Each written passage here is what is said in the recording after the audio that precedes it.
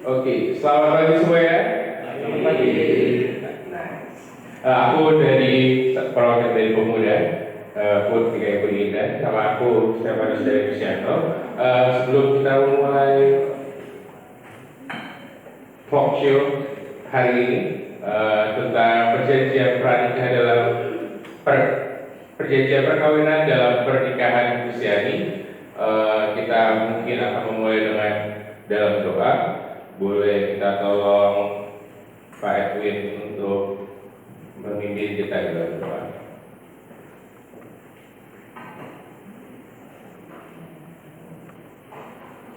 Mari Bapak Ibu kita satu di dalam doa. Tuhan Yesus, kami sungguh bersyukur ketika Tuhan boleh menghantar perjalanan kami sehingga kami boleh bersama-sama berkumpul di GKI Puri Indah ini. Dan sesaat lagi kami akan memulai talk show kami mengenai perjanjian perkawinan. Kiranya Tuhan hadir dan Tuhan memimpin setiap kami, khususnya bagi seluruh narasumber, Pak Yusuf, Pak Togar, dan juga Pendeta Nathanael Setia. Tuhan juga berkati moderator, Saudara Ivan. Bahkan Tuhan memberkati setiap kami yang hadir pada saat ini, sehingga melalui talk show yang boleh kami lakukan, itu boleh menambah pengetahuan kami dan juga boleh menjadi berkat bagi setiap kami. Kami serahkan seluruh rangkaian acara kami sampai akhirnya nanti. Bahkan setiap perlengkapan, perangkat, dan peralatan yang kami pergunakan di dalam acara kami ini kami serahkan ada ke dalam tangan kuasa Tuhan. Hanya di dalam nama Tuhan Yesus, Tuhan dan sahabat kami yang setia, kami berdoa dan kami mengucap syukur. Amin. Terima kasih Pak. Oh, aku boleh minta tolong lagi yang masih di belakang mungkin untuk maju ke depan. Khususnya buat para pemuda di belakang sana, boleh maju ke depan. Thank you.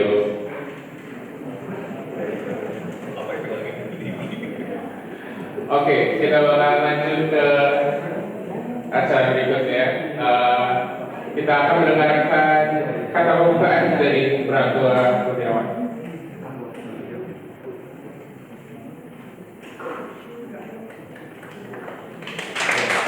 Selamat siang Bapak-Bapak dan Ibu semua. Pertama-tama kami dari Majelis GKI Puri Indah mengucapkan banyak terima kasih kepada teman-teman semua yang berkenan mau hadir di acara ini, talk show ini. Nah, kami juga berterima kasih kepada Bapak Pendeta Nathanael Setiadi, kepada Bapak Yusuf Kusuma, kepada Bapak Pembicara juga Bapak Togar yang sebagai pembicara dalam sesi ini. Kiranya saudara-saudara semua acara ini bisa bermanfaat bagi kita, menambah pengetahuan.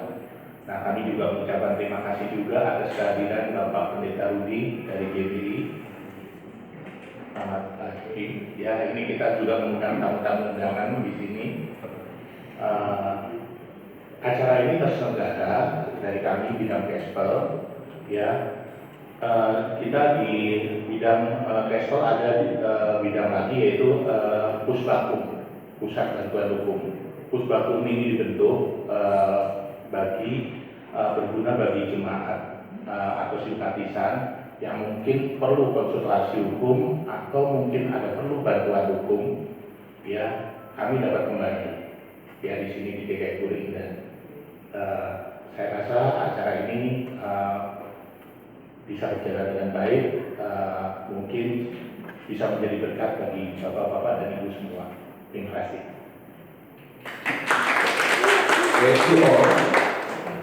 Oke, sebelum mulai aku mau cek dulu nih crowd kita, absen dulu lah ya. Boleh tepuk tangan yang dari GKI Puri Indah.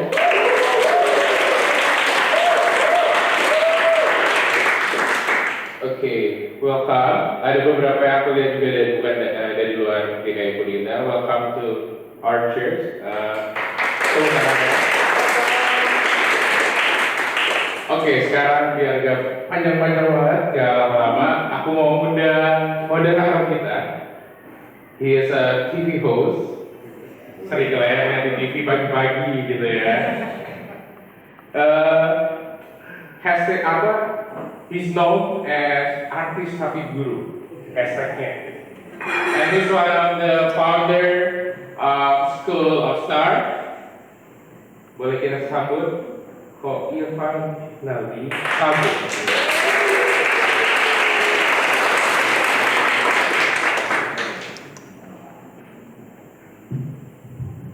Ukuran sepatu berapa Dani? Bisa aja muji-mujinya, boleh tepuk tangan juga buat Dani dong. Ini Dani, trivia sedikit Bapak Ibu, Dani adalah perdana menjadi seorang MC, betul? Jadi kalau kelihatan ada gemeteran mohon maaf, tapi bagus ya Bapak Ibu ya. Bagus ya. Di satu sisi saya senang Bapak Ibu karena semakin banyak bibit-bibit terutama dari GKI Bunindah, tapi di satu sisi saya khawatir pekerjaan dan karir saya terancam. Sharing is caring. Sharing apa? Sharing kerjaan. Jangan cicilan banyak. Sekali lagi boleh berikan tepuk tangan buat Dani. Thank you Dani. Shalom Bapak Ibu. Bisa lebih semangat dong. Jangan sore, jangan ngebahas-ngebahas gitu masih pagi. Shalom Bapak Ibu. Sekali lagi selamat datang di GKI Bunindah. Boleh berikan tepuk tangan semangatnya. Yang hari ini datang karena mau mempelajari sesuatu tentang pernikahan, boleh tepuk tangan. Yang hari datang karena tahu setiap acara GKI Bunindah menyediakan makanan yang hauce, boleh tepuk tangan. Pada cari makan ya, manusia itu bukan dialog saja, saudara-saudara. Baiklah, hari ini kita akan menyelenggarakan sebuah seminar Bapak Ibu. Ini adalah hasil kerjasama dari Puspaku GKI Bunindah dan juga Komisi Pemuda. Yang judulnya apa? Ada yang tahu Bapak Ibu? Kan di belakang ada. Baca dong. Kita baca sama-sama ya Bapak Ibu. 2, 3. Perjanjian perkawinan dalam pernikahan Kristiani. Ini memang saya harus sensus dulu. Boleh saya tahu yang sudah menikah mana tangannya Bapak Ibu? Oke, terima kasih. Yang OTW mempersiapkan pernikahan boleh?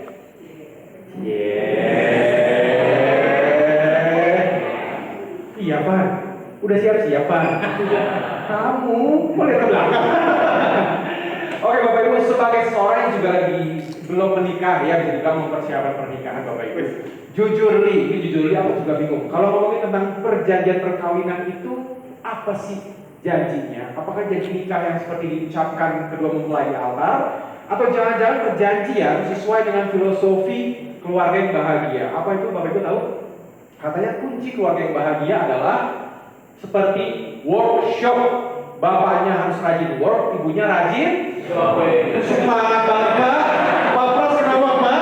Kok dari hati banget kok. Curhat ya. Tapi harusnya nggak sebatas itu doang. Bukan sekedar bapak work itu shop, ibu shop, nggak seperti itu ya Bapak Ibu ya. Perjanjian pernikahan yang kita mau bahas hari ini adalah mengenai perjanjian pisah harta. Betul ya Pak ya. Ini bagaimana fenomena yang terjadi, apalagi seperti putusan MK nomor 69 tahun 2015 yang mengungkapkan kalau perjanjian pisah harta itu ternyata kalau sebelumnya kita tahu bisa dilakukan atau hanya bisa dilakukan sebelum pernikahan, sekarang bisa dilakukan sesudah pernikahan. Nah, apakah ini betul adanya? Apakah ini hoax atau ada terms and condition apply di dalamnya? Itu yang kita akan bahas pada pagi hari ini. Tentunya memang kalau ngomongin mengenai pisah harta ini jujur aja aku juga belum terlalu relevan Bapak Ibu, karena kan ada pepatah juga yang ngomong ya, harta istri adalah harta istri, harta suami adalah harta istri. Pisahnya di mana Bapak Ibu kalau begitu? Tapi pasti kita akan bahas hari ini. Kita akan lihat bagaimana sebenarnya kita menggali topik ini melalui narasumber yang luar biasa. Jadi kita akan belajar sama-sama mengenai apa sih sebenarnya perjanjian pisah harta, kondisi seperti apa sih yang dibutuhkan atau urgensinya di mana, dan terakhir bagaimana sebenarnya iman Kristen atau gereja sebenarnya memandang ini. Kita akan bahas setajam silat pasti Bapak Ibu ya. Untuk itu pada pagi hari ini saya kedatangan bintang tamu yang luar biasa maksudnya, dan saya akan invite satu persatu. Bapak Ibu siap? Siapa yang nggak siap? Gimana sih? Bapak Ibu siap? Siap. Jika saya panggilkan narasumber ini, berikan penghormatan terbaik kepada beliau-beliau karena beliau ini sudah punya hati mau berbagi dan waktunya. Kita berikan tepuk tangan yang pertama untuk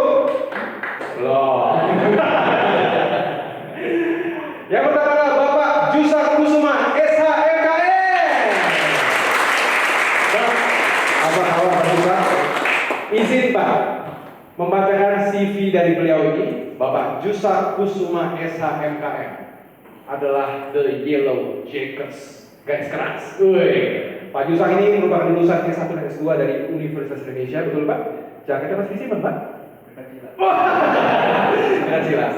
Dan secara karir Pak Jusak ini banyak pengalaman di berbagai tempat dan bidang, dimulai dari PT Intisalim, BCA, notaris di Kabupaten Serang, dan sekarang menjadi notaris di Jakarta Barat. Pak Jusak, apakah ada informasi yang perlu kami tahu yang harus ditambahkan Pak?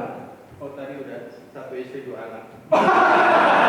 Ini penting sekali ya Bapak Ibu. Jadi waktu ini Pak Jusak aura-aura ini artis banget sih, ngefans sih. Sebagai informasi Pak Jusak 1 istri 2 anak.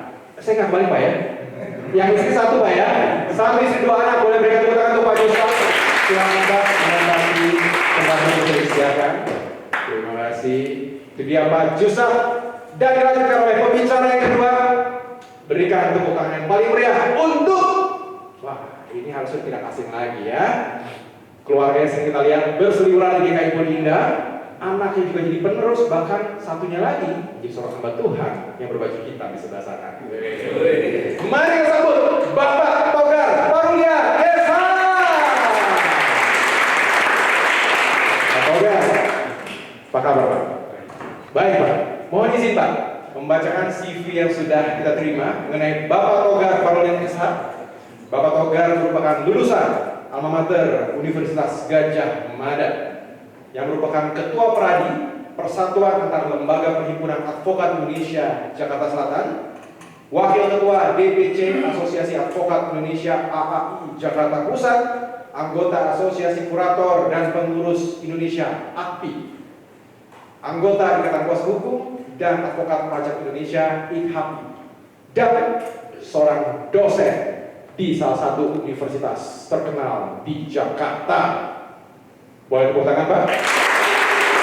Pertanyaan pertama, Pak Togar, kalau Pak Jusak 1 istri dan 2 anak, apakah Pak Togar 1 istri dan 4 anak? Yang jelas Pak Jusak masih kalah. Berapa Pak? Putra 3. Putra 3. Dan betul Pak, 1 penerus? 1 penerus, 1. Boleh berdiri, coba boleh berdiri.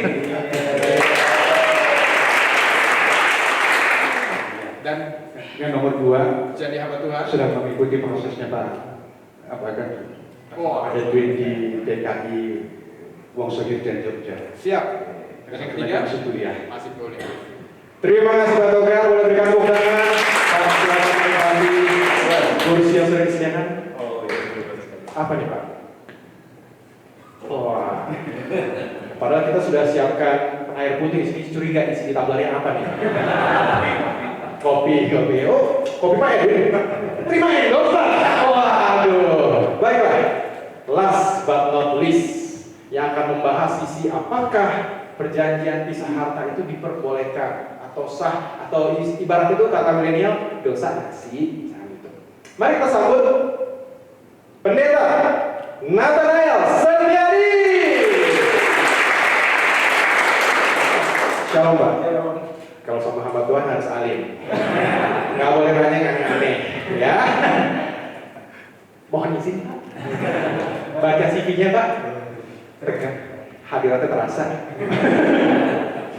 Pak Pendeta Nathanael Serniadi merupakan seorang pendeta yang melakukan proses akademisnya di STT Jakarta dan melanjutkan masternya di UKDW. Betul Pak? Apakah di situ juga ketemu nyonya Pak? Di kampus yang pertama. Di kampus? Kampus pertama. Di kampus yang pertama.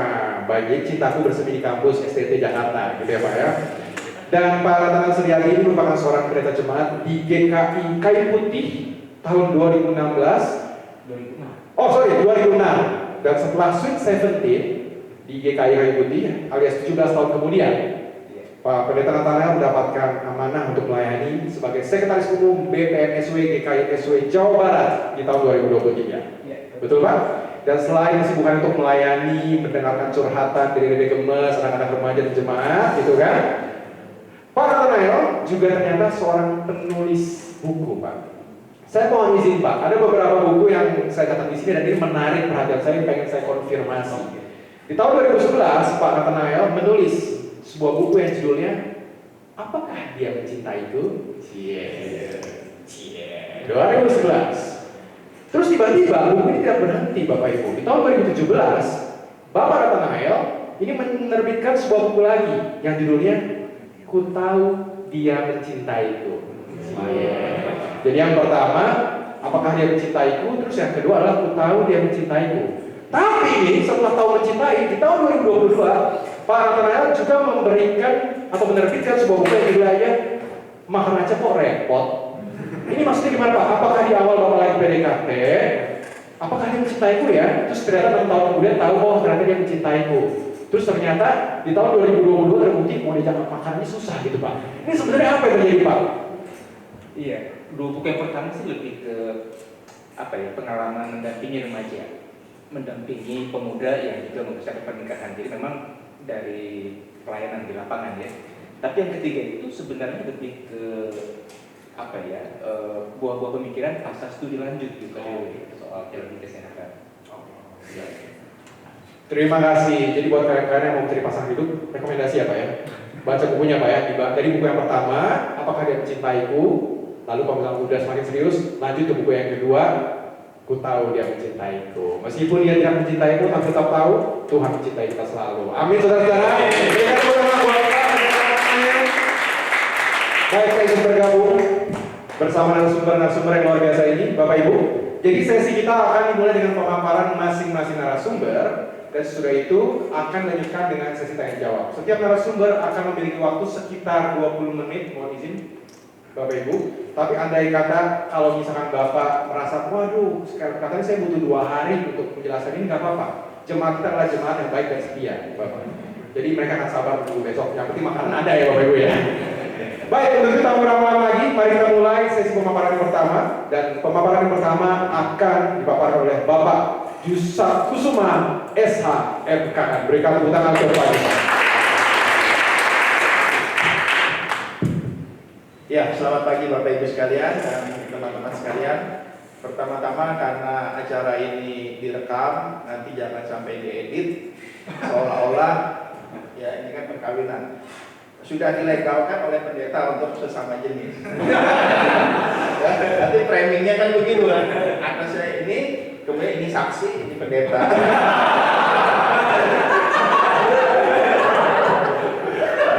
Mohon jangan diedit. Izinkan saya bangkit berdiri karena kalau duduk saya ngantuk.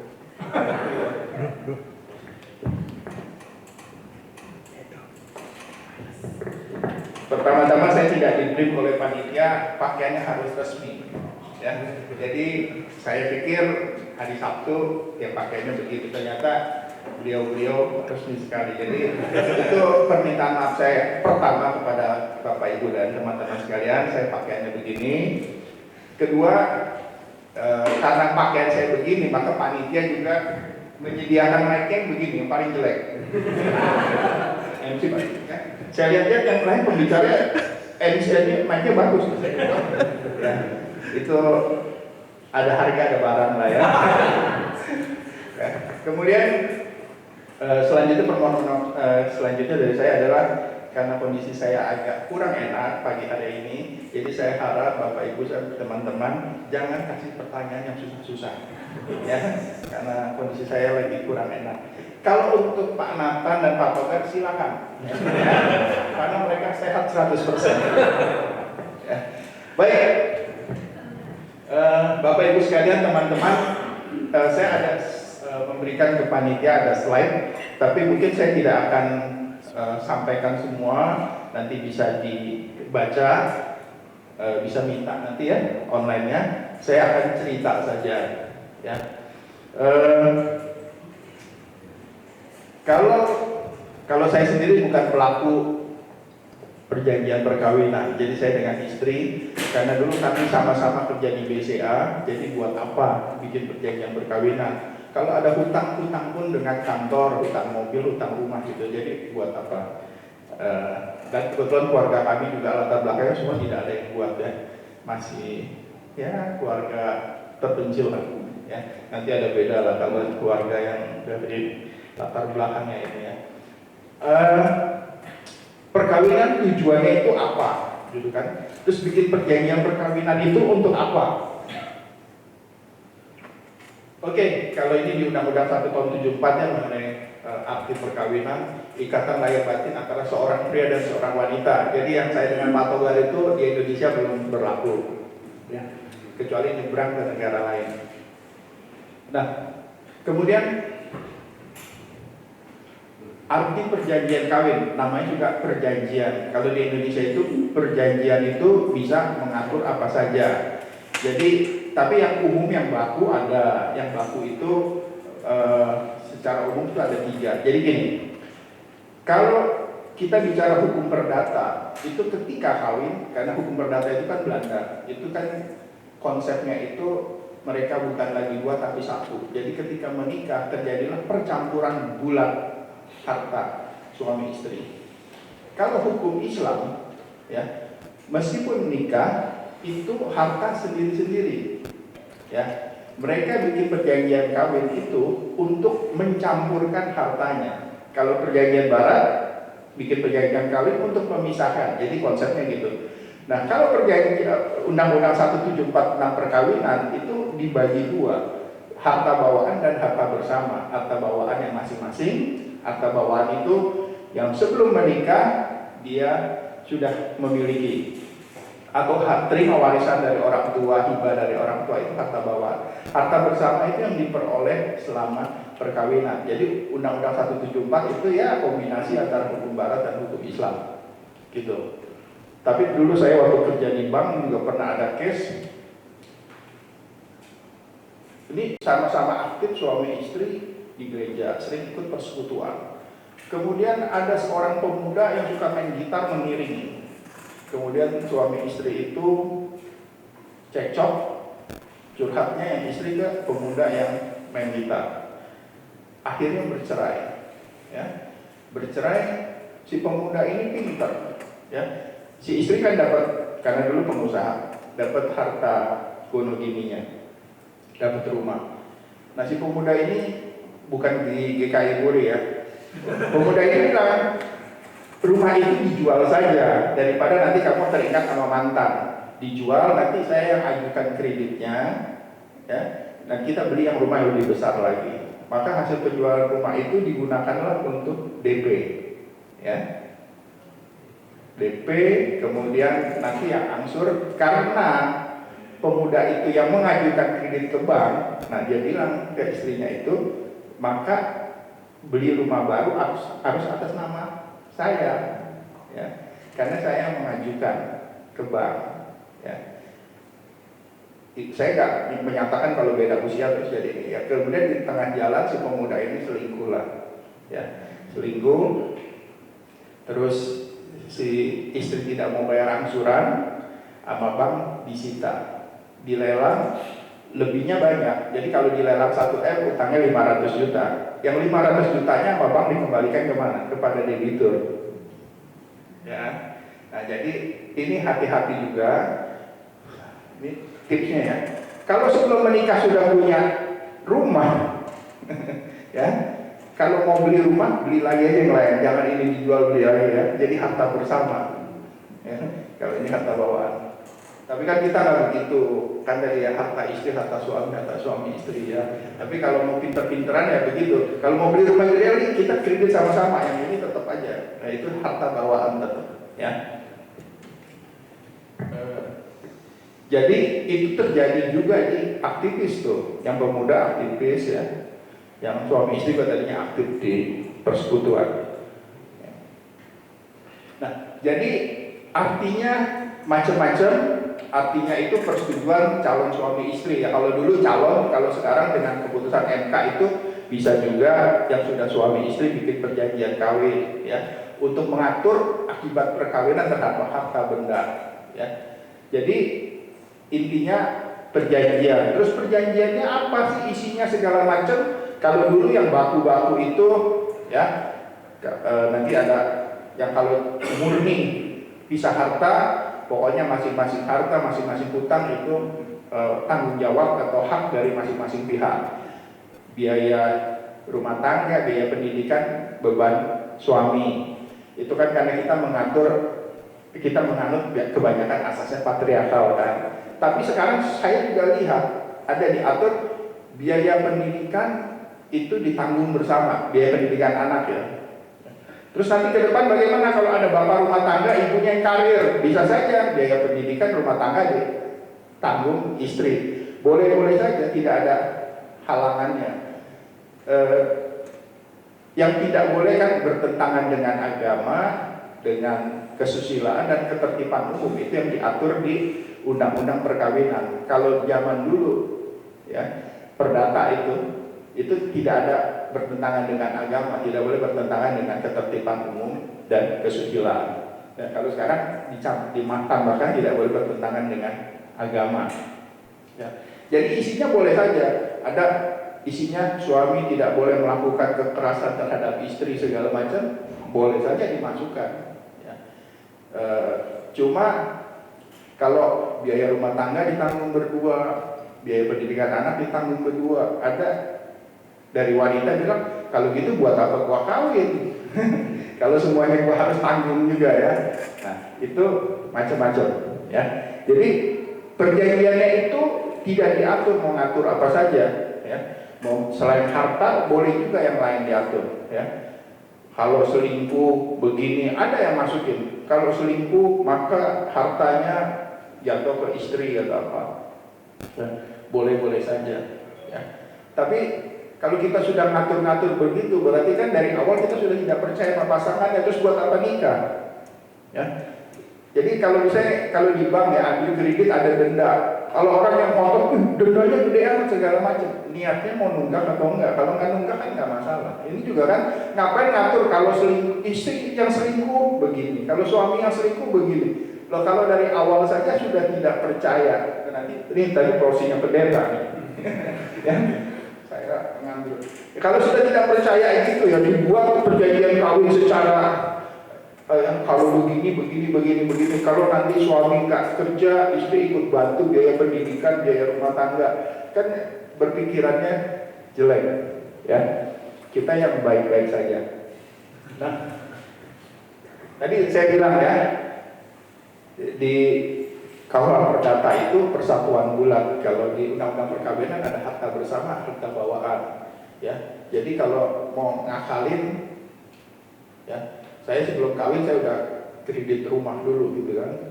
Rumah itu saya nggak jual-jual, jadi itu harta bawaan saya. Kemudian setelah itu saya beri ruko, itu jadi harta bersama. Ya udah, ya kalau kenapa-napa saya masih dapat rumah lah ya. Yang rukonya dibagi dua. Ya, enggak begitu ya.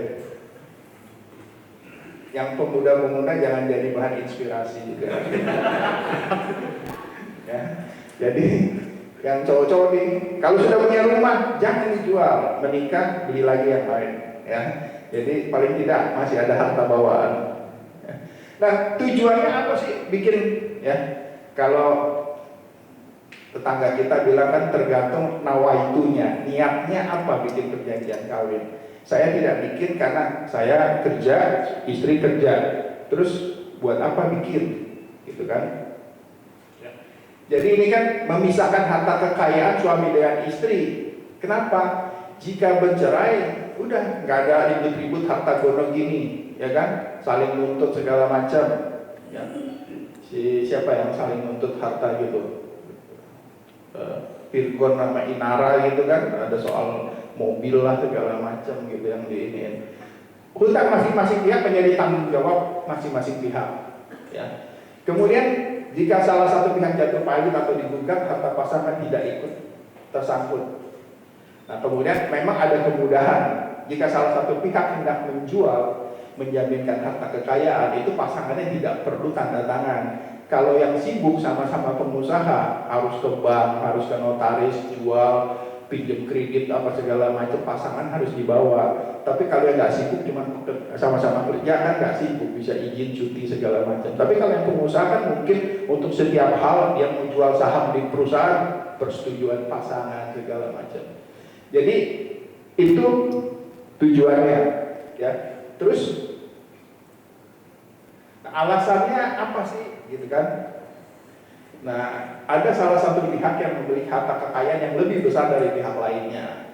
Nah biasanya kalau ada orang datang ke saya mau bikin perjanjian kawin, kalau datang sendiri saya bilang bawa pasangannya, ya.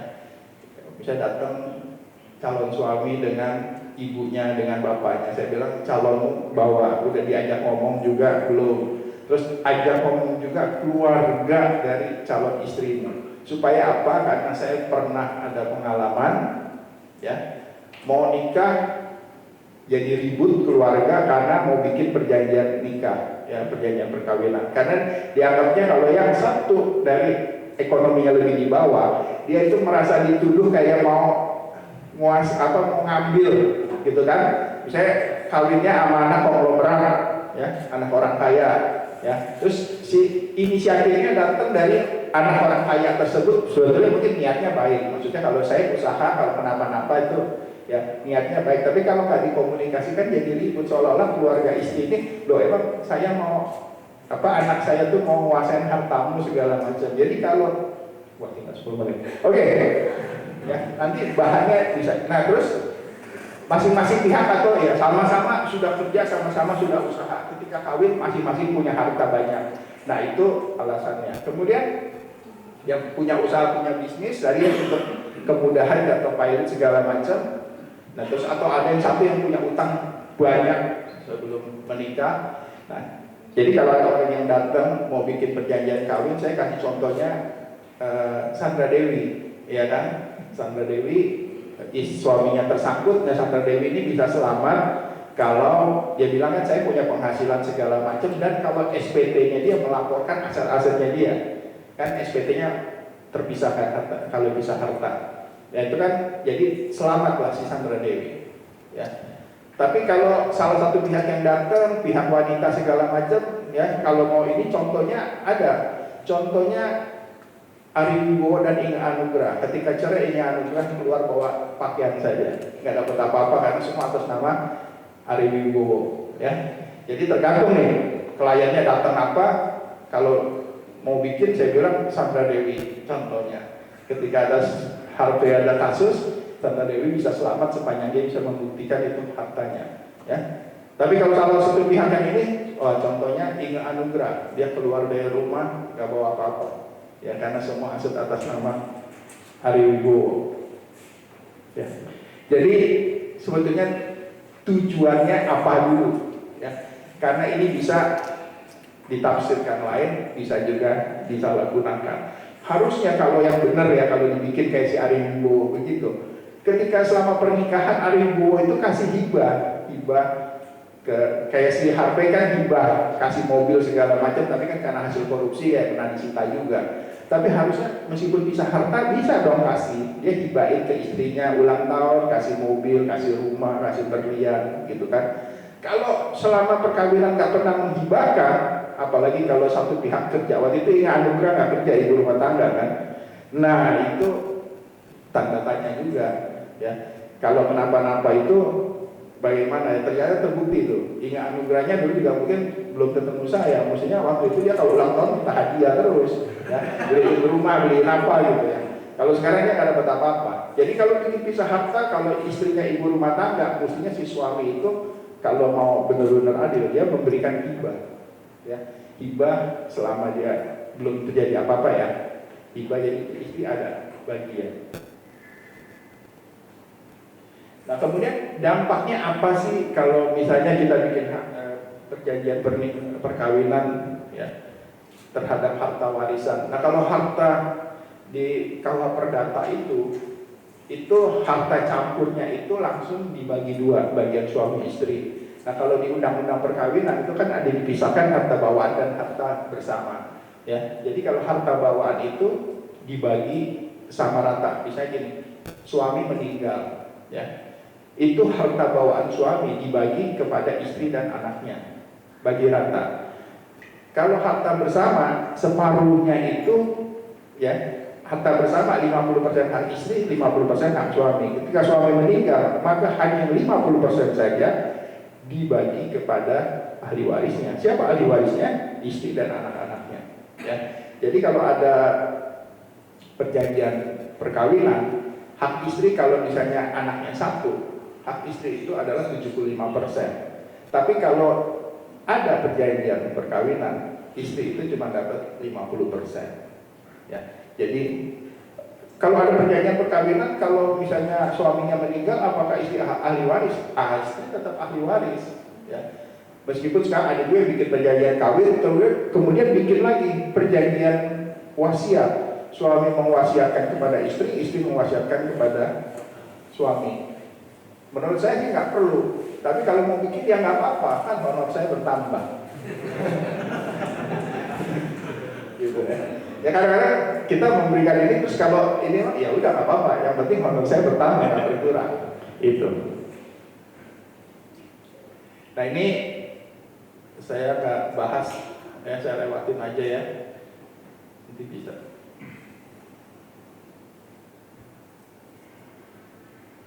Nah, kenapa ini asal mula keputusan MK itu ada gugatan wanita Indonesia kawin dengan orang asing, ya. Ketika dia beli apartemen, cicil-cicil sudah lunas, kemudian dibatalkan oleh developer. Karena apa? Orang asing hanya boleh punya hak pakai, hak guna bangunan, hak milik nggak bisa. Nah, kemudian dia menggugat ke MK, ya. Jadi hak untuk memiliki properti rumah itu adalah hak konstitusional warga negara, makanya dikabulkan. Jadi diperbolehkan melakukan perjanjian perkawinan itu setelah pernikahan. Kalau dulu itu sebelum pernikahan atau bikin perjanjian di notaris kemudian lupa dicatatkan pada saat nikah, itu bisa minta penetapan pengadilan memerintahkan catatan sipil untuk mencatat perjanjian kawin itu. Kalau sekarang dengan adanya keputusan MK ini bisa sebelum, bisa sesudah. Boleh berlaku surut nggak? Boleh berlaku surut. Tapi kalau notaris tidak mau lakukan itu, maunya berlakunya hari ini ke depan. Karena kalau berlaku surut, ya itu agak repot juga. Berarti harta yang ada sebelum dibuat perjanjian kawin itu ada harta bersama, dan setelah bikin perjanjian kawin adalah harta masing-masing. Ya. Kebanyakan kalau notaris maunya berlakunya tidak surut, karena kalau tidak surut itu kan dia ada utang segala macam, lebih repot. Jadi maunya kalau dibuat setelah perkawinan, dibuatnya tidak berlaku surut. Ya. Jadi kalau dibuat setelah perkawinan, harta sebelumnya itu adalah harta bersama. Ya. Yang setelahnya itu yang baru harta pisah.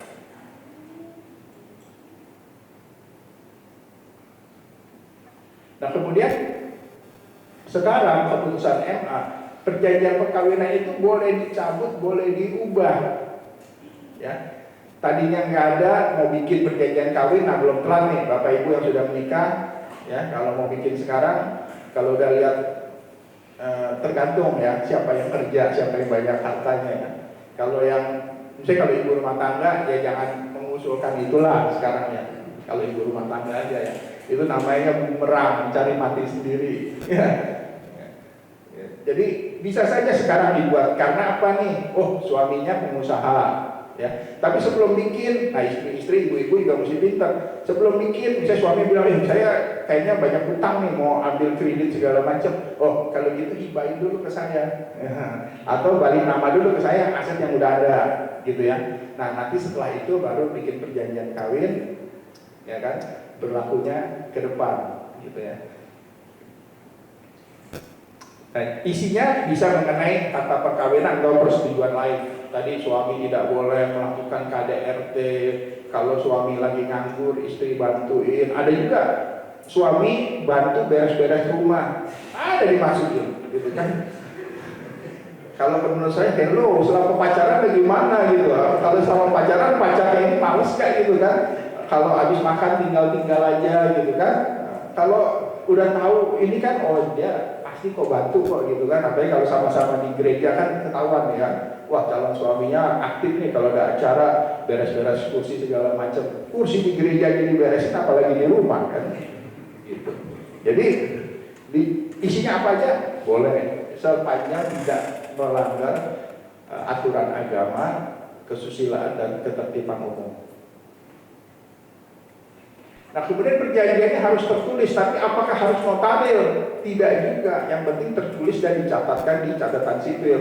Tapi disarankan oleh saya harus notaril, ya, oleh notaris ya harus notaril. Ya. Tapi kalau enggak juga nggak apa-apa, yang penting dicatatkan. Ya.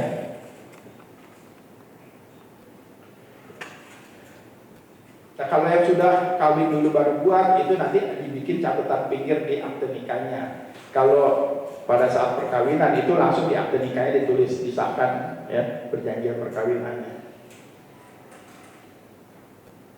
Nah, berlakunya tadi saya bilang berlaku surut ataupun bisa berlaku ke depan.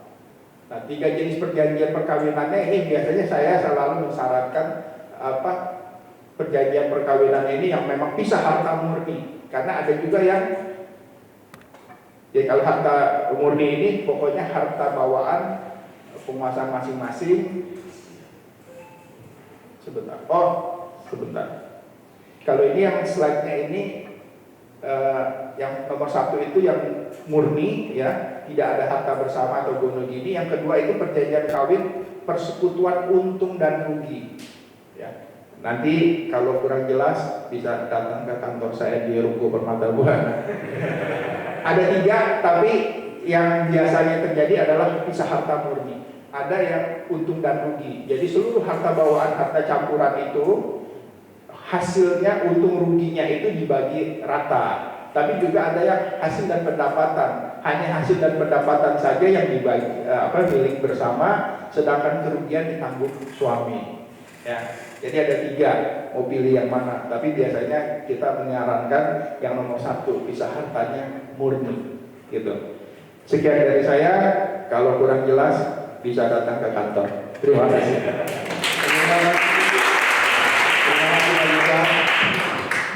Sekali lagi tadi remindernya, kalau kurang jelas boleh datang ke kantor di mana Pak? Di sebelah cabang BCA Permata Buana. Di sebelah cabang pembantu BCA di Permata Buana. Terima kasih Pak Yusat. Jadi ini termesi sedikit ya Bapak Ibu, seperti memang kita tahu GKI Turinda kan sekarang punya podcast ya Pak Ivan ya, namanya Purify. Jadi setelah mendengar pemaparan dari Pak Yusat, saya kepikiran Pak, wah kayaknya kita butuh bikin segmen baru di podcast kita. Judulnya itu adalah Bekas Bedah Kasus Selebriti. Saya curiga di acara program-program yang saya bawa ini selebrita, wah ini kan biasanya kalau artis-artis lagi kasus ada pengacara di belakang, jangan bapak semuanya Pak ya. Tapi terima kasih Pak Yusat buat berikan putaran sekali lagi.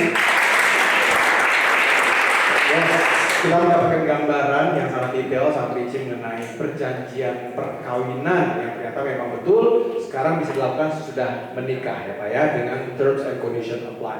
Dan sekarang kita akan menggali lebih dalam lagi mengenai perjanjian perkawinan. Urgensinya apa dan kasus-kasus seperti apa sih yang sebenarnya benar-benar membutuhkan perjanjian perkawinan untuk itu. Mari kita berikan waktu dan tempat untuk Pak Togar Farudia. Silakan Pak Togar.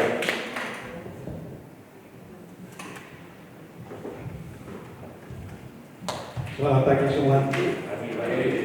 Ya, saya akan membawakan di sini tentang kepahitan dalam perkawinan. Di sini ada pelaku-pelaku hukum. Jadi saya di sini cuma sharing aja Pak ya. Ada juga di sini ada Bapak Hakim, jangan salah-salah di sini saya dihakimi nanti. Oke. Kalau Bapak tadi kapten, kalau saya butek Pak. Buta teknologi. Jadi kita coba lihat tentang kepahitan. Kalau kita bicara tentang kepahitan, selalu kita mikir itu bangkrut. Padahal kepahitan dengan bangkrut itu ada 2 hal yang berbeda. Jadi kalau ada orang jatuh miskin karena perusahaannya rusak atau pribadinya jatuh miskin, selalu kita bilang dia pahit. Padahal bukan, dia bangkrut. Dan gitu ya, ada perbedaan antara spesifikasi antara pahit dan bangkrut itu. Kalau kita lihat bangkrut itu dalam kondisi ekonominya dia juga tidak mampu. Itu bangkrut. Kalau pahit apa? Kalau pahit itu adalah suatu situasi di mana seseorang atau perorangan atau badan hukum itu tidak mau atau tidak mampu bayar atau tidak mau bayar. Kita sebut namanya gagal bayar. Ya, gagal bayar. Jadi bisa saja utangnya sudah jatuh tempo, cash flow-nya tidak ada, dia tidak bisa bayar. Akhirnya dia digugat pahit. Siapa yang menggugat? Nah, kita lihat nanti. Siapa sih yang bisa mengajukan atau melakukan atau menetapkan seseorang itu jatuh pahit? Nah, itu yang kita lihat. Jangan diantara kita nanti jatuh pahit sendiri ya. Karena bisa memperlihatkan diri sendiri loh. Jangan salah. Jangan bukan karena orang lain kita pahit. Kita bisa mempahitkan diri sendiri. Bagaimana triknya nanti datang ke kantor kita.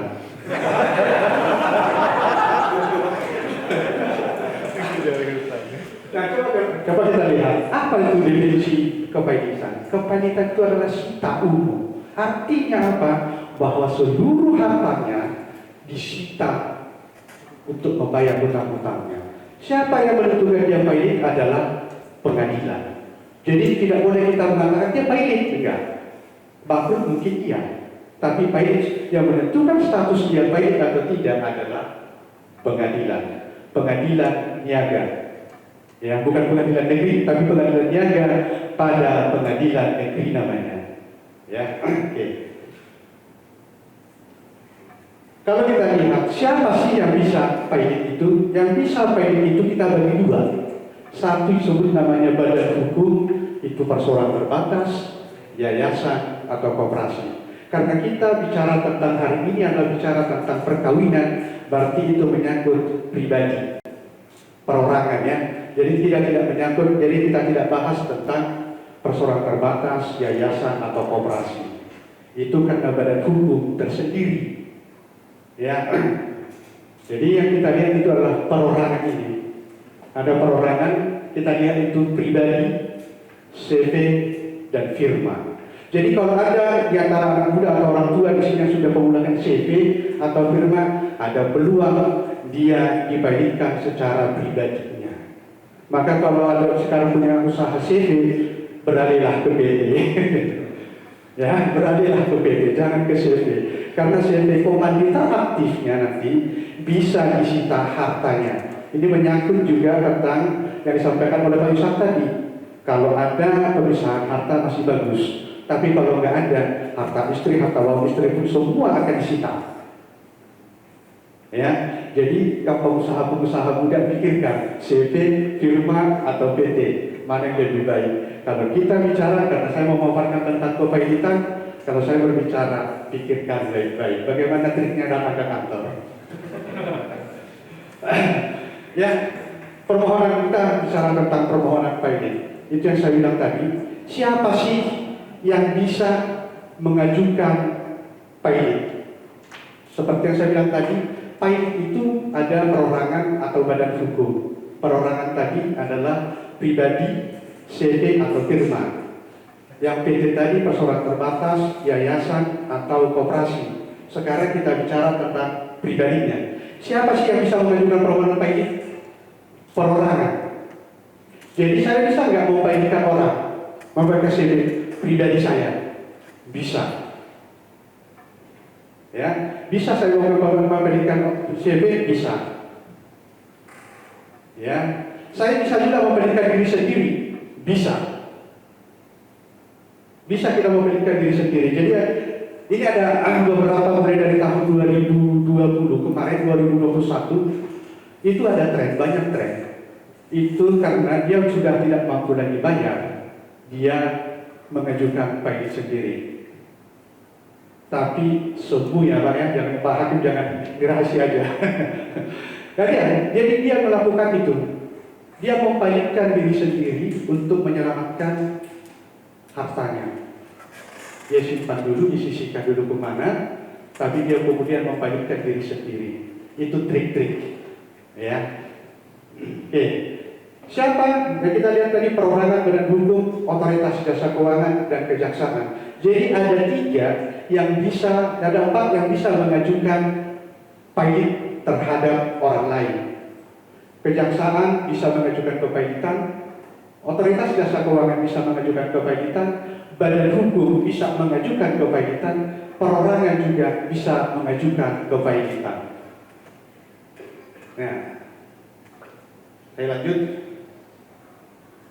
Kalau ini syarat formal, bagaimana sih cara mengajukan kepahitan itu? Ya, diandung dalam Undang-Undang Nomor 37 tahun 2004. Di situ di pasal 2 ditetapkan bagaimana sih syarat mengajukan kepahitan itu. Ya. Debitor punya utang 2. Jadi kalau kita punya utang 1 masih aman, tidak bisa dibaikkan. Tapi kalau kita punya utang 2, mulai hati-hati. Ya, ada debitor punya utang lebih dari 1. Dan salah satunya nanti sudah jatuh tempo, ya, sudah jatuh tempo dan dapat ditagih. Ya, ini sebenarnya pekerjaan para lawyer. Ya Pak Prasa, para lawyer lah ini pekerjaannya, makanannya ya. Jadi syarat-syarat formil ini yang harus dipenuhi untuk mengajukan kepailitan, baik pailit pribadi maupun pailit badan hukum. Pasal 2, pasal 3, pasal 4, pasal 5 dan pasal 6 inilah salah satu syarat utama dari permohonan kepailitan itu. Kalau salah satu dari sini tidak terpenuhi, tidak akan bisa berjalan. Nah, bagaimana biar bisa dipailitkan atau ditetapkan pailit? Ada yang disebut namanya syarat materialnya.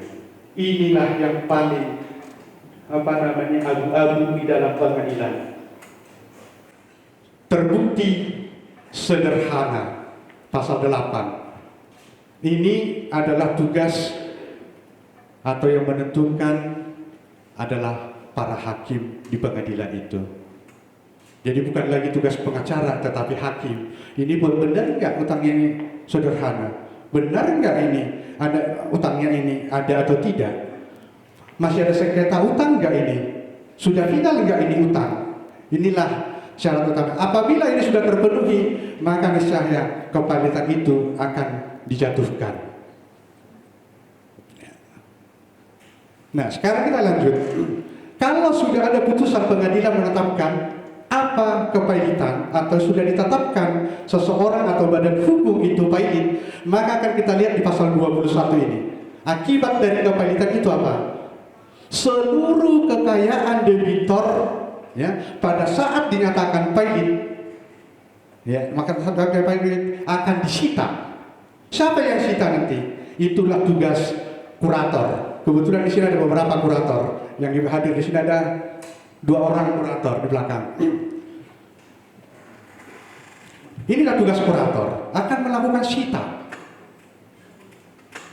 Jadi kalau udah disita, bapak itu yang dulu tadinya punya harta, punya mobil mewah, Mercedes, segala macam yang dua pintu termasuk pickup ya, mobil 2 pintu pickup termasuk, itu akan disita dan bapak tidak akan lagi bisa menggunakan pun tidak. Jadi bapak punya harta kekayaan hanya melihat-lihat orang lain yang pakai. Nah, sedih atau seneng ya? Nah, lihat di pasal 21 itu, jadi kekayaan. Pasal 24 juga disebutkan, demi hukum kehilangan haknya untuk menguasai harta kekayaannya. Jadi bukan demi siapa-siapa, bukan demi anak istri, tapi demi hukum. Dia kehilangan hak untuk menguasai. Nah, setelah itu apa? Dia tidak bisa lagi melakukan cawe-cawe sekarang ya Pak ya. Cawe-cawe terhadap hartanya itu. Saya gadaikan dulu harta saya, nggak bisa lagi. Saya pinjam dulu, udah nggak bisa. Jadi dia sudah harus menyerahkan seluruh hartanya kepada siapa? Namanya kurator. Kurator itu nanti saya sampaikan dulu sebentar. Kurator itu ada 2 macam. Kurator itu adalah balai harta peninggalan yang dibawa oleh Dirjen Kumham. Namanya balai harta peninggalan. Yang satu lagi adalah kurator perorangan secara pribadi. Itu seperti kita, profesi kita. Nah, jadi dialah yang menguasai. Tapi ada pengecualian terhadap harta mana, apakah seluruh harta itu harus disita atau tidak? Ternyata ada pengecualian. Pasal 22. Di pasal 22 itu disebutkan benda yang tidak boleh disita adalah benda yang harus digunakan untuk memenuhi kebutuhan hidup. Misalkan ada tukuli pangku ya, yang sering mungkin nongkrong itu yang tukuli pangku, yang bawa cuma cangkol sama sekop, Nah, kulit paku sama skop. Kalau dia dinyatakan pilot itu kita tidak boleh sita skopnya. Kenapa? Karena dia akan digunakan untuk memenuhi hidup. Ya, gitu kita boleh kita sita skopnya tidak boleh. Kita harus serahkan itu. Karena apa? Biar dia bisa hidup. Karena tujuan kepailitan bukan untuk mematikan, tapi adalah untuk menyelesaikan utang piutang. Ini berlanjut kepada perkawinan. Kalau perkawinan tadi sudah dijelaskan Pak, nggak perlu saya jelaskan lagi. Apa itu perkawinan, bagaimana itu perkawinan, nanti diikutkan aja sesuai dengan Pak Yusak. Apa dampak kepailitan terhadap harta perkawinan? Kalau pailit itu sudah dijatuhkan terhadap berdasarkan perkawinan, perkawinan yang belum terjadi tahun 74, maka harta itu semua adalah gelondongan, menjadi satu kesatuan harta. Satu kesatuan harta. Artinya tidak ada di situ pemisahan antara suami dan istri, kecuali ada pemisahan perjanjian perkawinan tadi, pranikah ya. Kalau itu tidak ada, terjadi kepailitan terhadap diri sendiri dalam perkawinan itu, maka seluruh harta itu disita, termasuk perhiasan istri. Ya, termasuk perhiasan istri pun disita. Pak Togar udah pernah nggak melakukan sita terhadap perhiasan istri yang di mana suaminya adalah pailit? Pernah. Kita melakukan itu di Semarang. Ya maaf, kan anting yang 1,5 gram aja masih harus kita sita. Cincin kawin pun kita sita. Karena itu harus membayar hutang-hutangnya. Sedih ya, sedih. Ya. Jadi dampak terhadap kepailitan terhadap perkawinan itu kita lihat tadi. Di pasal 24 itu, di pasal 4 Undang-Undang Kepailitan itu tentang bagaimana kalau kita sudah pisah harta. Kalau pisah harta kita mengajukan pailit sendiri, bisa enggak? Bisa. Harta karena kita sendiri yang kita pailitkan, harta istri tidak ikut. Jadi kita pailit istri aman. Tapi kalau tidak ada perjanjian pranikah, maka harta istri tadi, warisan istri pun kita menjadi harta pailit, atau disebut namanya budel, ya, budel pailit. Kalau kita lihat, kalau perjanjian perkawinan sudah dilakukan, maka sebenarnya lebih safety. Nanti yang apa kalau pendeta nanti, kalau ini secara hukum Pak ya. Sebenarnya lebih safety nggak melakukan perjanjian perkawinan dari sisi kepailitan? Lebih safety, khususnya pada kita pelaku bisnis. Jadi kalau suami istri pelaku bisnis, perlu nggak? Lebih bagus nggak melakukan perjanjian perkawinan? Ya. Kenapa? Karena suatu hari ketika kita bangkrut, pasangan kita tidak ikut sengsara. Itu kalau dari sisi kepailitan. Kalau dari sisi agama nanti Pak Pendeta yang memberikan penjelasan di situ. Oke, kita lihat di sini Pak. Saya ada contoh, ada 2 contoh. Karena perjanjian pailit setelah putusan MK, kami belum pernah temukan kasusnya. Tetapi kasus percampuran harta dan pemisahan harta kita sudah pernah temukan dan sudah pernah kita tangani. Yang pertama, contoh ini debitornya adalah namanya Sigit Susanto, itu pribadi. Pribadi pun sebenarnya dia tidak murni pribadi, tetapi dia adalah perkumpulan. Suatu perkumpulan usaha. Jadi perkumpulan usaha dia 5 orang rembukan buka usaha, tapi tidak badan hukum. Bentuknya CV juga tidak, PP juga tidak, firma juga tidak. Jadi atas kepercayaan mereka melakukan kumpulan uang berwirausaha. Ya namanya mungkin dia bilang itu termasuk permainan kepercayaan gitu ya. Kalau kita di Jawa sana kepercayaan itu lebih tinggi dari apapun kan gitu. Tapi ujungnya, efeknya yang menanggung adalah siapa penanggung jawab. Kebetulan yang penanggung jawabnya adalah namanya Sigit Susanto ini. Temannya yang lain apa? Aman. Ya, akhirnya apa? Kita sita. sita seluruh hartanya. Padahal mereka itu berkumpul hanya buka usaha, akhirnya harta yang sudah dia dapatkan 30 tahun sebelumnya jadi kita sita. Nah, itulah yang kita lakukan dan dia masih sedang berproses. Itu karena tidak ada percampuran, tidak ada pisah harta. Jadi perkawinan dia tidak ada pisah harta, tidak ada perjanjian perkawinan. Akhirnya harta pribadi secara keseluruhan disita untuk melakukan pembayaran terhadap seluruh hutang-hutangnya. Nah, kasus yang kedua ada perjanjian perkawinan. Nah, perjanjian perkawinan itu dari mana kurator tahu bahwa dia perjanjian perkawinan? Itu setelah berproses. Pertama, kita sita dulu seluruh harta. Kemudian baru istrinya memberikan catatan, kami itu sudah pisah harta. Mana hartanya, harta yang dipisahkan yang mana saja? Baru kita list lagi. Nah, inilah contoh kasus. Kalau kita lihat dari kasus-kasus seperti itu, mana sih lebih safety untuk kita lakukan di dalam sisi kepailitan? Karena kalau sudah bicara tentang kepailitan, hidupnya adalah kesengsaraan. Yang kita sampaikan yang kaya adalah kurator. Oke, kita sebenarnya ada sambungannya di sini sedikit tentang karena kepailitan waris itu juga orang terhadap orang meninggal boleh tidak dipailitkan. Yang sudah meninggal boleh nggak dipailitkan? Boleh. Pasal 207 Undang-Undang Kepailitan menyatakan terhadap orang meninggal masih boleh diajukan pailit. Syaratnya paling dapat 90 hari setelah meninggal kita sudah harus ajukan kepailitan terhadap si orang meninggal itu. Siapa yang menanggung? Adalah ahli waris. Jadi terlihat lagi nanti tentang perjanjian perkawinan itu akan terurai lagi dari situ. Jadi jangan kita pikir orang meninggal udah aman utangnya. Kalau ada pemikiran kita selama ini kan dia udah meninggal, udah aman lah, dia nggak bayar utang gitu ya. Tidak.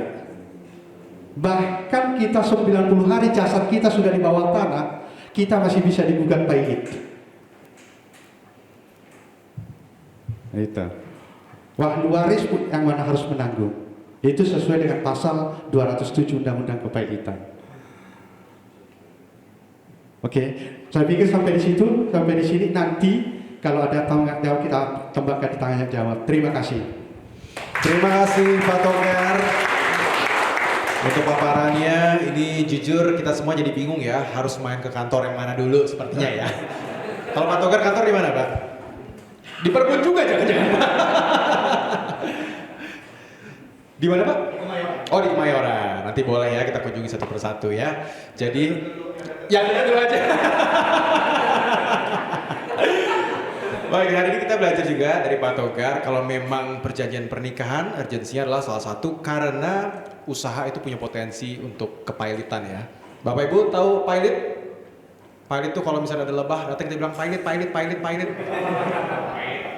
Pak pahit, maksudnya pahit itu pahit kan Pak, membawa kesengsaraan gitu. Baiklah, kita udah mendengar dua pemaparan dari dua narasumber yang luar biasa, Pak Yusuf dan Pak Togar. Sekarang, ini adalah moment of truth-nya. Kita akan pandang dari kacamata Kristiani. Sebenarnya dari semua yang dipaparkan, andai kata memang kita melakukannya, meskipun betul dengan alasan logis dan rasional ini perlu dilakukan dalam kondisi tertentu, apakah pandangan Kristiani itu mengizinkan atau dosa nggak sih Pak? Kan dengar-dengar udah menjadi satu tubuh nih kalau pernikahan. Mari kita sambut dan dengar pemaparan dari Pendeta Nathanael.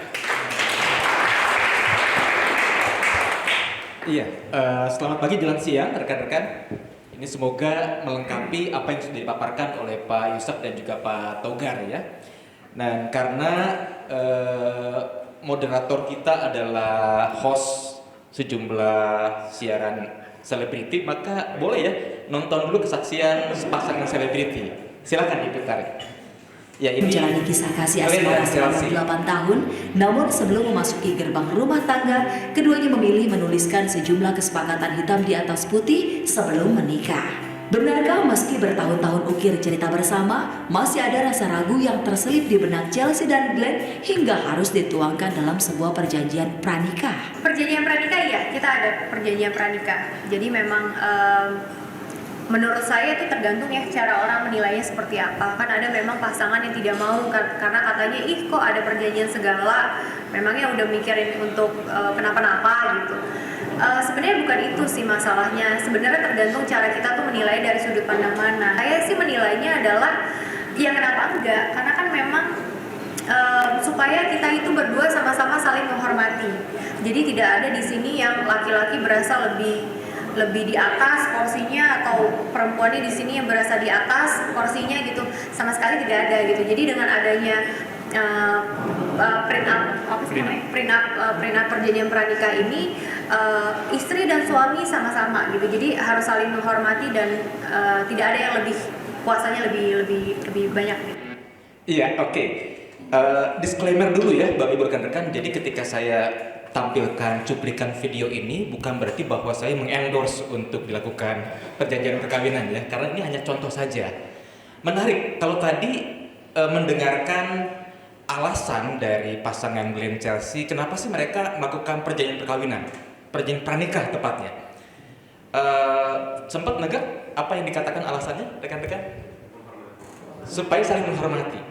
Nah ini menarik, ini versi 2015 ketika mereka diwawancara sebelum perkawinan. Ya, saya sempat mendengar juga wawancara terhadap mereka, kalau nggak salah setelah pernikahan, tapi nggak dapat cuplikan ceritanya gitu ya. Nah, jadi salah satu isi dalam perjanjian pernikah mereka adalah memang mengatur soal perilaku. Jadi kalau sampai ada yang selingkuh, nanti ada klausulnya. Kalau sampai ada yang KDRT gitu ya, maka ada klausulnya. Dan memang tadi kita udah dapat insight dari Pak Yusak bahwa perjanjian perkawinan itu memang isinya bisa apa saja. Baik itu soal harta maupun juga soal perilaku gitu ya, termasuk juga utang.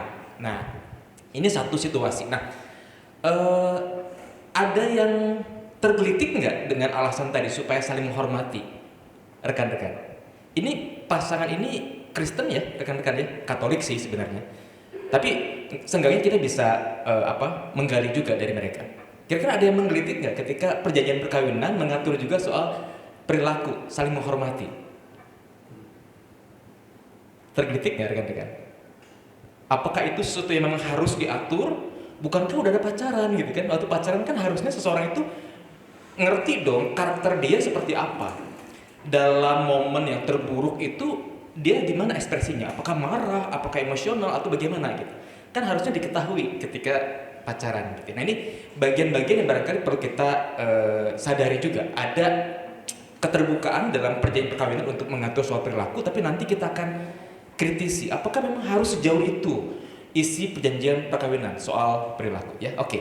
Nah, ini sudah cukup banyak tadi disampaikan oleh Pak Yusak, Pak Togar. Jadi ada sejumlah produk hukum di tanah air yang ternyata berimplikasi terhadap pernikahan ya.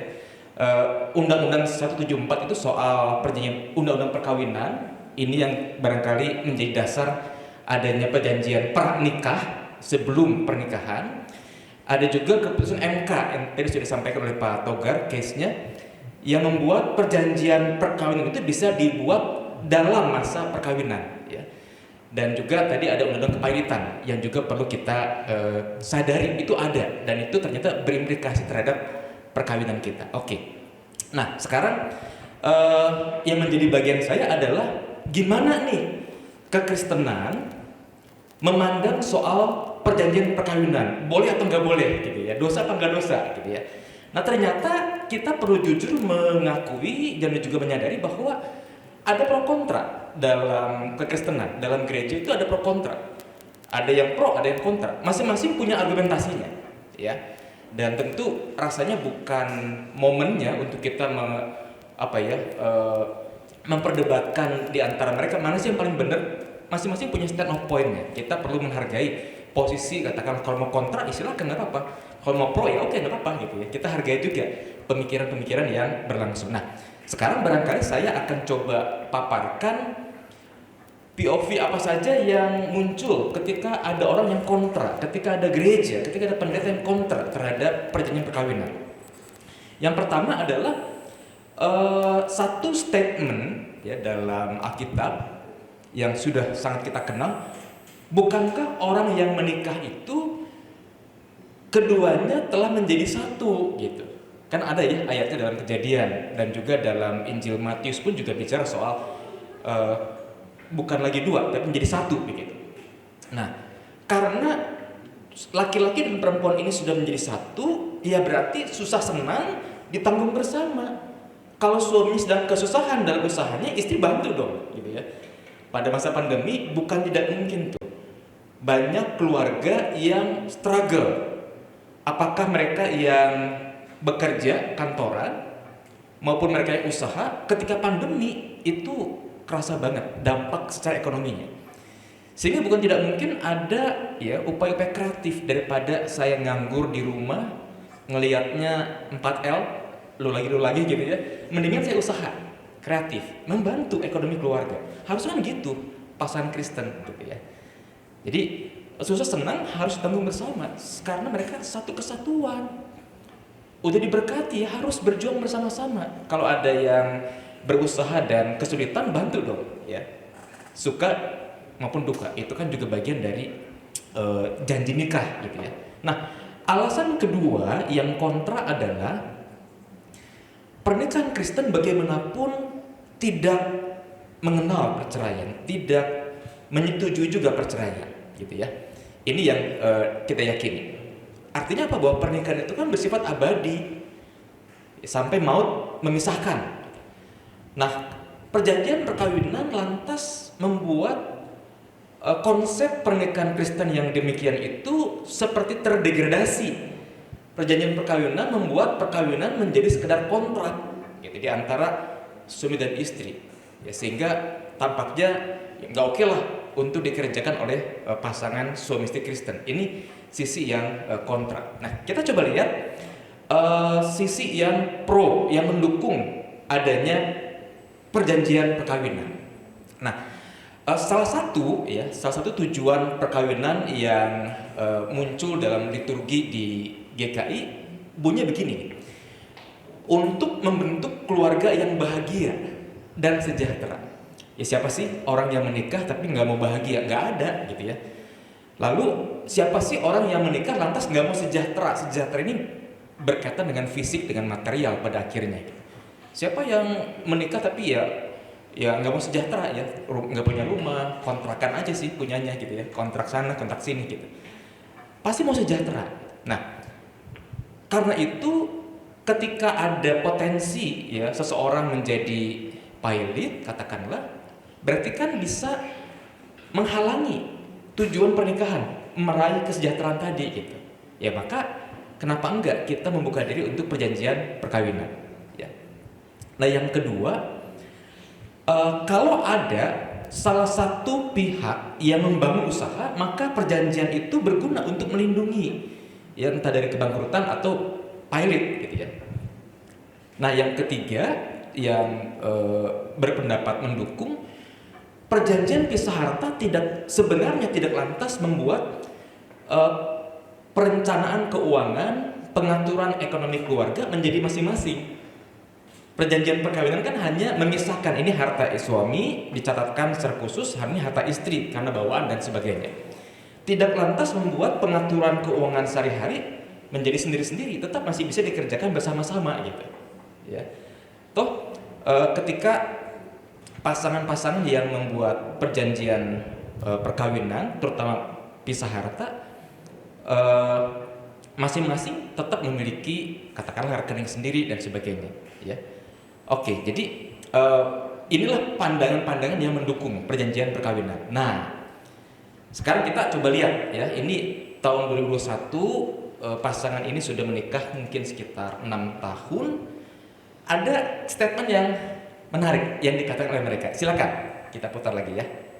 tingkah membuat perjanjian pranikah atau pisah harta. Kalau kita bikin itu sebelum menikah, tujuannya sih satu, kepengennya keluarga ini tuh tetap aman gitu. Jadi kalau misalkan amit-amit nih aku punya bisnis, aku punya perusahaan, tiba-tiba kolaps gitu, utang aku ya jadi utang aku sendiri. Jadi nggak menyeret ke rekeningnya Glenn gitu. Karena kalau misalkan tidak ada perjanjian pisah harta, itu akan menyeret ke semua-muanya. Saat keseret kan kita punya tanggung jawab, maksudnya ada anak Ada juga, anak. ada segala macam, itu akan keseret semua. Karena ya Bang nggak pernah mau tahu itu. Kalau kita sih mikirnya ya saling menjaga aja untuk enak lah ke depannya. Tapi dan menurut aku sebenarnya bagus juga buat prenuptial agreement ini, karena banyak banget orang juga di luar sana yang kadang merit untuk uang. Jadi dengan adanya prenuptial agreement ini, nggak misalkan ya merit karena dia kaya aja gitu. Merit setelah udah merit karena cowoknya kaya gitu ya, atau ceweknya kaya. Terus setelah merit ya udah divorce, setelah divorce bagi hasil, bagi 50-50 kan. Enak banget ya. Makanya jadi dengan prenuptial agreement ini itu nggak akan bisa terjadi gitu. Kalau emang benar-benar cinta ya udah jalan gitu. Toh kalau benar-benar cinta ya harta barengnya harta bareng sebenarnya. Tapi kalau misalnya pisah ya udah. Ya apa yang kamu kerjain yang menjadi hak kamu gitu ya nggak sih. Tapi ini balik lagi ke kesepakatan bersama ya. Maksudnya bikin kayak begini kan memang agak sedikit sensitif karena menyangkut tentang keuangan. Dan menurut aku sebelum married tuh harus diselesaikan gitu yang segala sesuatu yang sensitif supaya di kemudian harinya tuh nggak berantem karena hal-hal seperti ini gitu. Oke, menarik. Dalam podcast mereka ini ada semacam pergeseran alasan kenapa mereka melakukan perjanjian perkawinan, betul ya?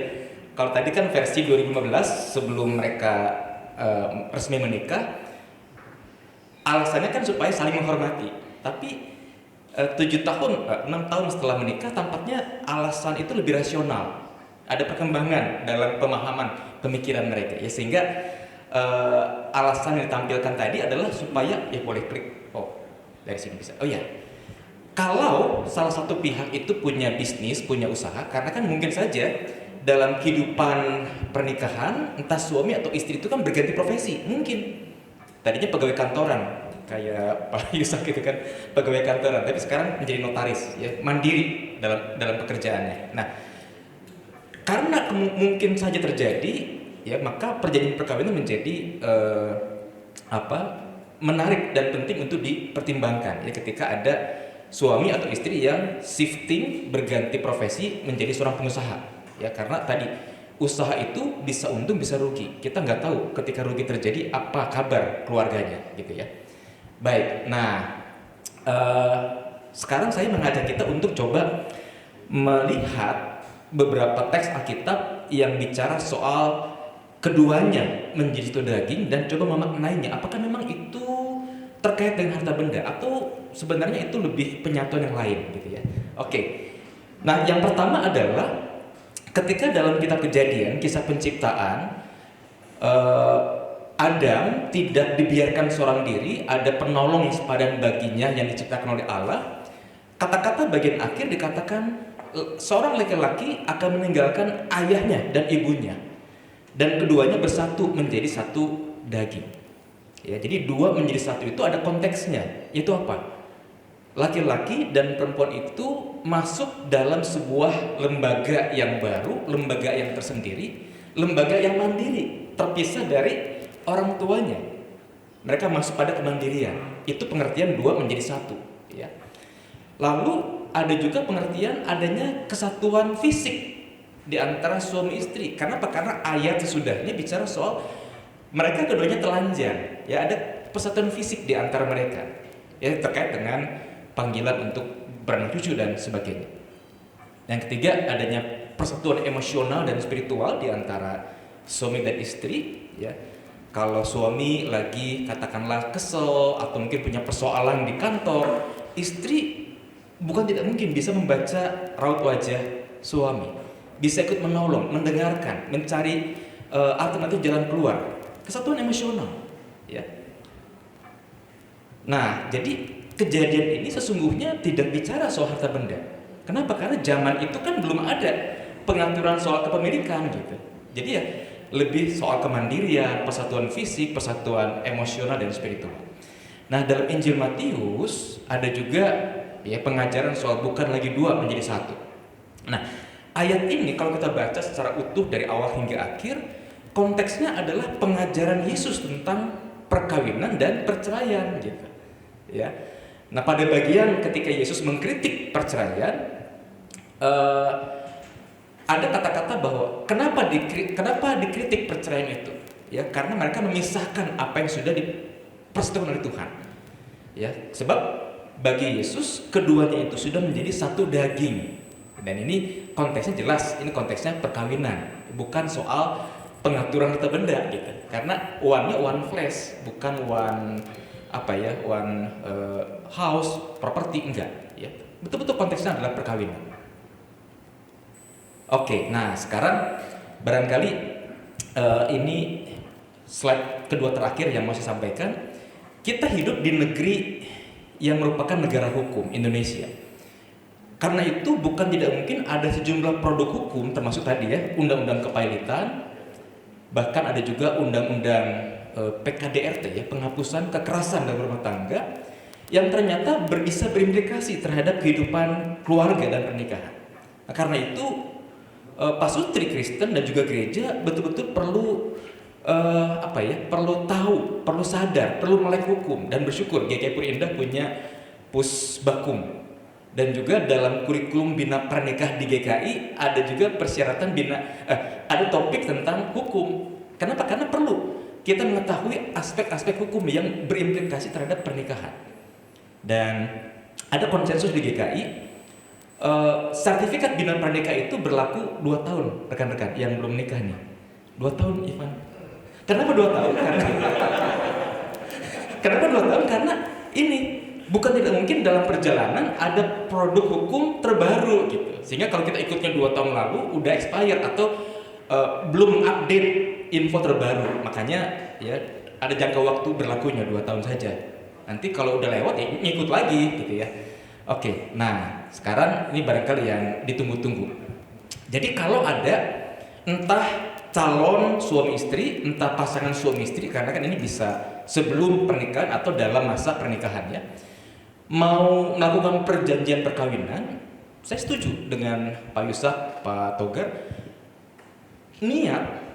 Niatan terdalam dari si suami, si istri atau calon suami, calon istri itu harus diutarakan, harus digali lebih dulu. Niatnya apa? Kalau niatnya untuk cerai atau untuk ngambil harta pasangan misalkan gitu ya udah nggak benar gitu. Jadi niatnya apa? Motivasi mereka apa? Tujuannya apa? Alasan mereka apa? Ini perlu didalami, diobrolkan di antara mereka berdua. Bahkan tadi saya setuju juga orang tua kedua belah pihak perlu dilibatkan juga dalam percakapan ini agar jangan salah paham gitu ya. Dan bukan sekedar mengikuti tren. Ini mohon maaf, jadi saya sudah disclaimer, jangan gara-gara videonya video artis, oh berarti ayo semuanya harus ikut perjanjian perkawinan, enggak ya. Serta menyepakati isinya apa aja, apakah murni soal harta atau tersangkut juga soal utang kalau memang ada yang utang atau apa gitu ya. Isinya perlu dibicarakan. Nah, lalu ada semacam kondisi yang juga perlu dicermati. Ada kedua atau salah satu yang memang mau pindah profesi jadi pengusaha misalkan, karena kan kita nggak tahu. Dan juga mungkin ada orang-orang yang punya idealisme, saya nggak mau sampai pensiun saya menjadi budak korporat gitu ya. Ada yang mau jadi tuan korporat, ya, boleh aja sih. Nah kalau ada pemikiran begitu, ini menjadi kondisi yang sangat mendukung terjadinya perjanjian perkawinan. Nah yang ketiga adalah saya pribadi lebih cenderung isinya sedapat mungkin tidak mengatur soal perilaku. Kalau kamu nanti berkata-kata kasar, kalau kamu nanti mukul, kalau kamu nanti nggak sengaja nginjek kaki saya gitu ya. Menurut saya jangan. Perjanjian perkawinan jangan mengatur soal perilaku. Kenapa?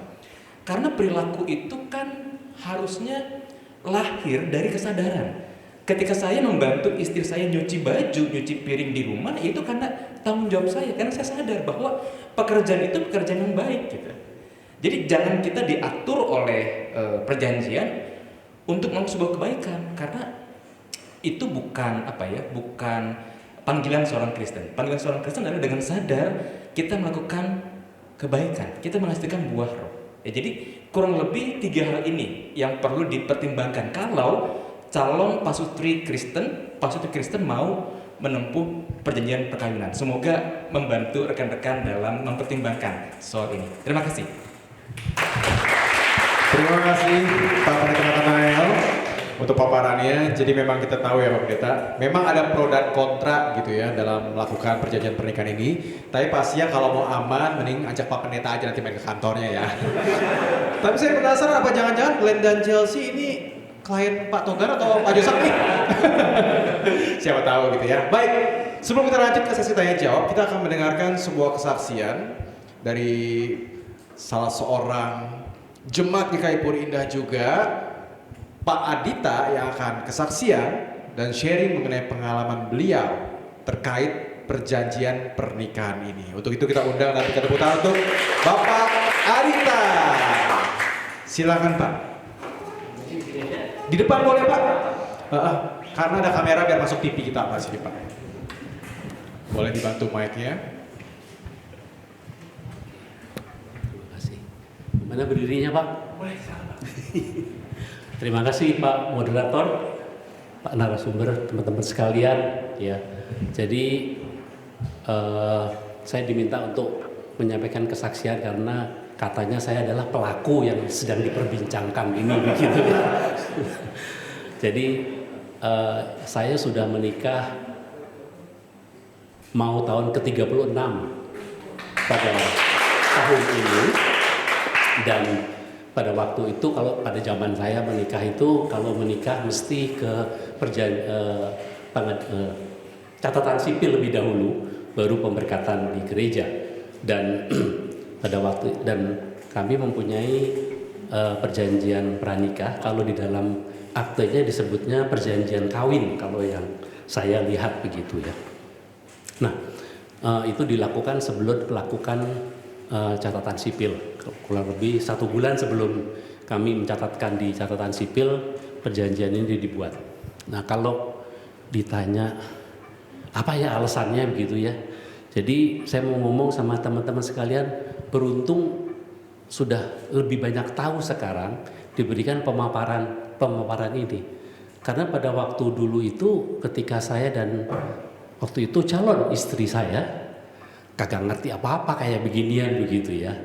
Namun kalau ditelusuri lebih lanjut dan sempat disampaikan adalah ya tujuannya adalah ya kalau mungkin ada apa-apa, mungkin rada salah kali pendapat seperti itu, tapi tidak ada rencana perkawinan satupun yang berpikir akan berpisah ya. Namun jika terjadi apa-apa ya paling tidak ada katup pengamannya. Itu adalah reasonnya dulu ya.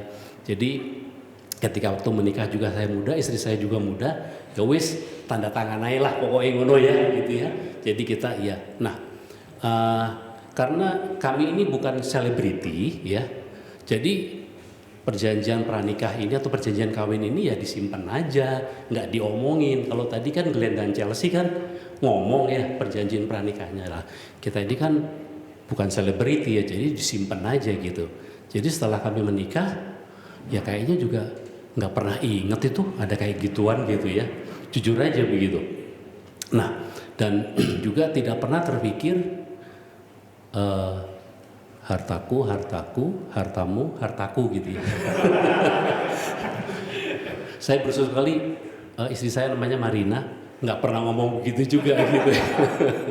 Tapi kami hanya berpegang pada waktu itu ya kita sekarang adalah suami istri sehingga segala sesuatunya adalah satu. Dan dalam perjalanan kami pun juga tidak pernah kepikir gitu ya kalau misalkan ada rencana membeli aset kayak atau apa gitu, ngomong-ngomong ini duitnya siapa ya gitu ya. Berarti kalau ini hasil pendapatan saya, oh pakai nama Adita ya gitu ya. Kalau itu Marina, oh Marina ya begitu ya. Sama sekali tidak terpikir, walaupun pada satu saat juga waktu kami menikah kami sama-sama bekerja ya, pegawai.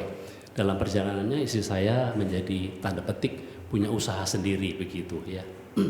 Tapi jujur aja Pak narasumber nggak pernah kepikir tuh pisah hartanya, sama sekali nggak kepikir gitu ya, jujur aja. Kita cuma mikir kami adalah pasangan suami istri, apapun kita adalah satu ya, dan segala sesuatunya kita rundingkan ini dan itu. Keuntungannya apa teman-teman? Cuma keuntungannya adalah ketika terjadi pelepasan aset yang harus notarial, biasanya kan aset-aset tidak bergerak ya, yang memerlukan notarial. Enaknya cuma apa? Salah satu pasangannya nggak perlu tanda tangan, enaknya cuma itu aja gitu. Jadi misalkan kalau aset itu atas nama istri saya, misalkan dijual begitu, ya nggak perlu repot-repot, mesti datang ke notaris dan seterusnya, karena didukung dengan itu bisa jalan sendiri. Tapi juga dalam pengalaman kami ya, ketika menentukan itu juga bukan keputusan sendiri begitu ya. Jadi misalkan saya punya aset, udahlah ini kan karena aset gua gitu ya, Marina nggak perlu tahu lah, gue jual aja begitu kan, gue tanda tangan sendiri begitu ya. Nah rasanya sih kami tidak melakukan itu ya hingga detik ini. Juga beberapa waktu yang lalu ketika juga ada melepaskan aset ya, istri saya yang tanda tangan sendiri gitu, saya nggak perlu ikut tanda tangan. Namun kalau kita mau mengajukan pinjaman ke bank, rasanya harus kedua belah pihak. Bank pasti akan nanya dua belah pihak, walaupun ada pisah harta, ya. Jadi itu yang ini, walaupun tidak perlu tanda tangan, tapi dua belah pihak itu masih ada begitu. Jadi singkat cerita adalah kami tidak melihat ini menjadi sebuah kendala tertentu ya di dalam hidup perkawinan kita. Namun dari pembelajaran lebih lanjut, menurut saya pribadi ini adalah hal yang baik ya. Dan mau nanya Pak Pendeta, jadi kalau menurut GKI boleh nggak sih Pak?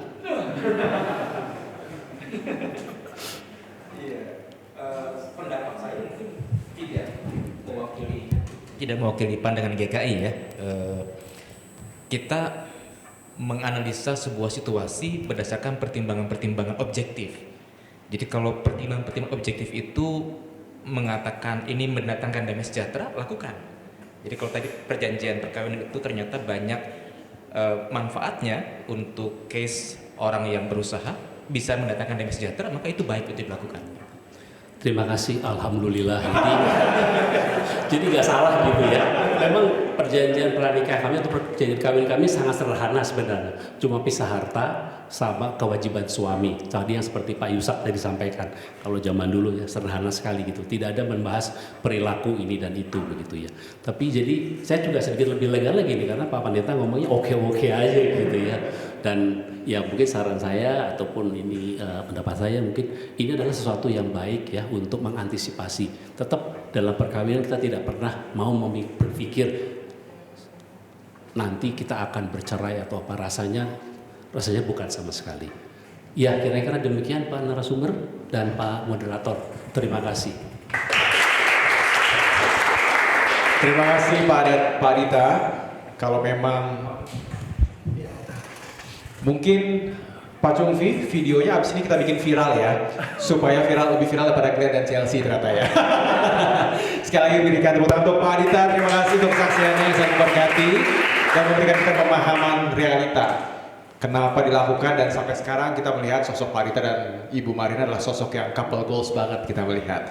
Langgeng-langgeng Pak, bahagia selalu ya. Baik, sepertinya jemaat-jemaat sudah semakin penasaran. Kita memberikan ruang pertanyaan, mungkin jangan banyak-banyak dulu, untuk 100 pertanyaan dulu mungkin. Oh terlalu banyak. Ibu Christine, kira-kira berapa pertanyaan yang kita kasih dulu? 3 dulu. Oke, untuk 3 pertanyaan pertama boleh langsung tunjuk tangan. Nanti diberikan pertanyaan untuk siapa. Dan kita disclaimer dulu, kita menghindari statement seperti ini. Selamat pagi, pertanyaan saya tidak banyak, hanya 3. Jangan seperti itu Bapak Ibu ya. Kita punya keterbatasan waktu, jadi 1 orang 1 pertanyaan ditujukan untuk siapa. Boleh 3 penanya? Pak Dita nanya lagi Pak. Bapak kan sudah pelaku Pak. 1. Kita kumpulkan dulu ya. 1, Evelyn, Daniel. Oh ya, baik Bu, silakan. Kita satu persatu dulu. Dari siapa dulu? Silakan Bu. Iya, lempar-lemparan ya. Silakan Bu. Boleh duduk ya? Boleh berdiri juga boleh Bu. Biar kita bisa memandang dari supaya sini. nggak di-shoot. Oh iya, nyamannya sih Bu. Baik. Pak, saya mau bertanya pandangan dari Pak Pendeta. Ini kalau ngomong kasus kita ngomongin lagi mungkin agak out of topic sedikit tentang Nikita Mirzani yang mencoret anaknya dari akta waris. Apakah itu memungkinkan? Satu lagi boleh ya Pak ya? Kita pertimbangkan lah Bu. Ya, Tergantung waktunya sesuai kan Ibu. yang satu lagi apakah akta warisan itu bisa merubah perjanjian pranikah, misalnya sudah ada perjanjian pranikah terus nanti dia kan harta bagi dua terus dapat anak juga, tapi misalnya ada akta waris yang misalnya suami dan istri langsung jatuh ke anak, apakah bisa dibatalkan atau tidak? Itu saja, terima kasih. Berarti untuk pertanyaan keduanya Ibu mau tanyakan ke Bapak Notaris, yang pertama ke Pak Pendeta ya. Oke, baik, kita tampung dulu. Itu adalah pertanyaan yang pertama untuk Pak Pendeta dan juga Pak Jusaf, Pak Togar ya, yang kedua ya. Neil, waduh ini persiapan banget nih Neil. Silakan Neil. Ayo ya, mau tanya Pak Yusak juga mengenai itu yang tadi secara hukum hartanya dipisah atau digabung. Nah itu kan katanya lebih baik dipisah karena low risk. Cuman kayak kalau begitu kalau digabung apa aja benefitnya? Benefit kalau digabung? Iya, apa alasan untuk tidak pisah gitu lagi? Tidak pisah. Oh, alasan untuk tidak pisah harta. Iya. Oke, terima kasih Neil. Baik, ini Evelyn, kamu nanya, kamu bikin saya tegang loh ini. Kamu tiba-tiba nanya, ya boleh deh. Boleh. Oh iya Pak, kita silakan Pak. Terima kasih. Pertanyaannya kepada Pak Togar. Tadi Pak Togar menyampaikan soal kepailitan ya Pak ya. Dan disampaikan bahwasanya pribadi atau diri sendiri itu bisa mengajukan kepailitan gitu ya. Nah, saya pengen tanya itu biasanya pada situasi seperti apa? Dan kalau pailit itu kan kalau kita hutang kepada paling sedikit dua pihak ya Pak ya. Karena yang mengajukan pailit itu biasanya harus dari dua pihak sepanjang yang saya tahu. Nah, kira-kira kalau kita mempilotkan diri kita sendiri itu apa sih ininya, terus bagaimana implikasinya gitu Pak? Makasih. Baik, terima kasih Pak Rita. Itu untuk Pak Togar ya. Kondisi pilot. Nah, sekarang mau nanya apa kamu? Kita diskusi dulu aja deh sebelum nanya deh. Ini di publik loh. silakan. Mau tanya ke Pak Yusak ya, tadi sempat bilang yang mengenai ke yang penyitaan pokoknya tadi. Jadi jadi misalnya penyitaan itu terjadi misalnya bangkrut gitu ya. Itu yang disita semua harta milik di saat itu, saat kepailitan itu terjadi saja, atau semua hal terkait misalnya masih punya asuransi jiwa itu pun kena, atau misalnya warisan dari orang tua tapi orang tuanya belum meninggal itu juga akan kena misalnya. Itu aja sih. Terima kasih. Oke, nanti aku anterin kamu main ke kantornya kali ya. Baiklah, itu dia 4 pertanyaan, kita tampung dulu. Mungkin kita akan mulai dari pertanyaan pertama, Pak Pendeta mungkin. Silakan Pak. Baik, terima kasih Bu. Ini memang satu fenomena yang muncul juga di lapangan, bahwa ada orang tua ibu kandung yang karena konflik berkepanjangan dengan anaknya lantas mencoret. Bagi kekristenan hal ini bukan hal yang baik sih ya. Bagaimanapun ketika ibu atau seorang bapak punya anak itu akan tetap jadi anak, tidak berubah menjadi mantan anak, nggak ada kan. Tetap tanggung jawab orang tua mengasihi anak sampai pada akhirnya gitu. Jadi ya perlu disayangkan kalau itu terjadi ya, karena konfliknya malah terbuka kan di medsos ya.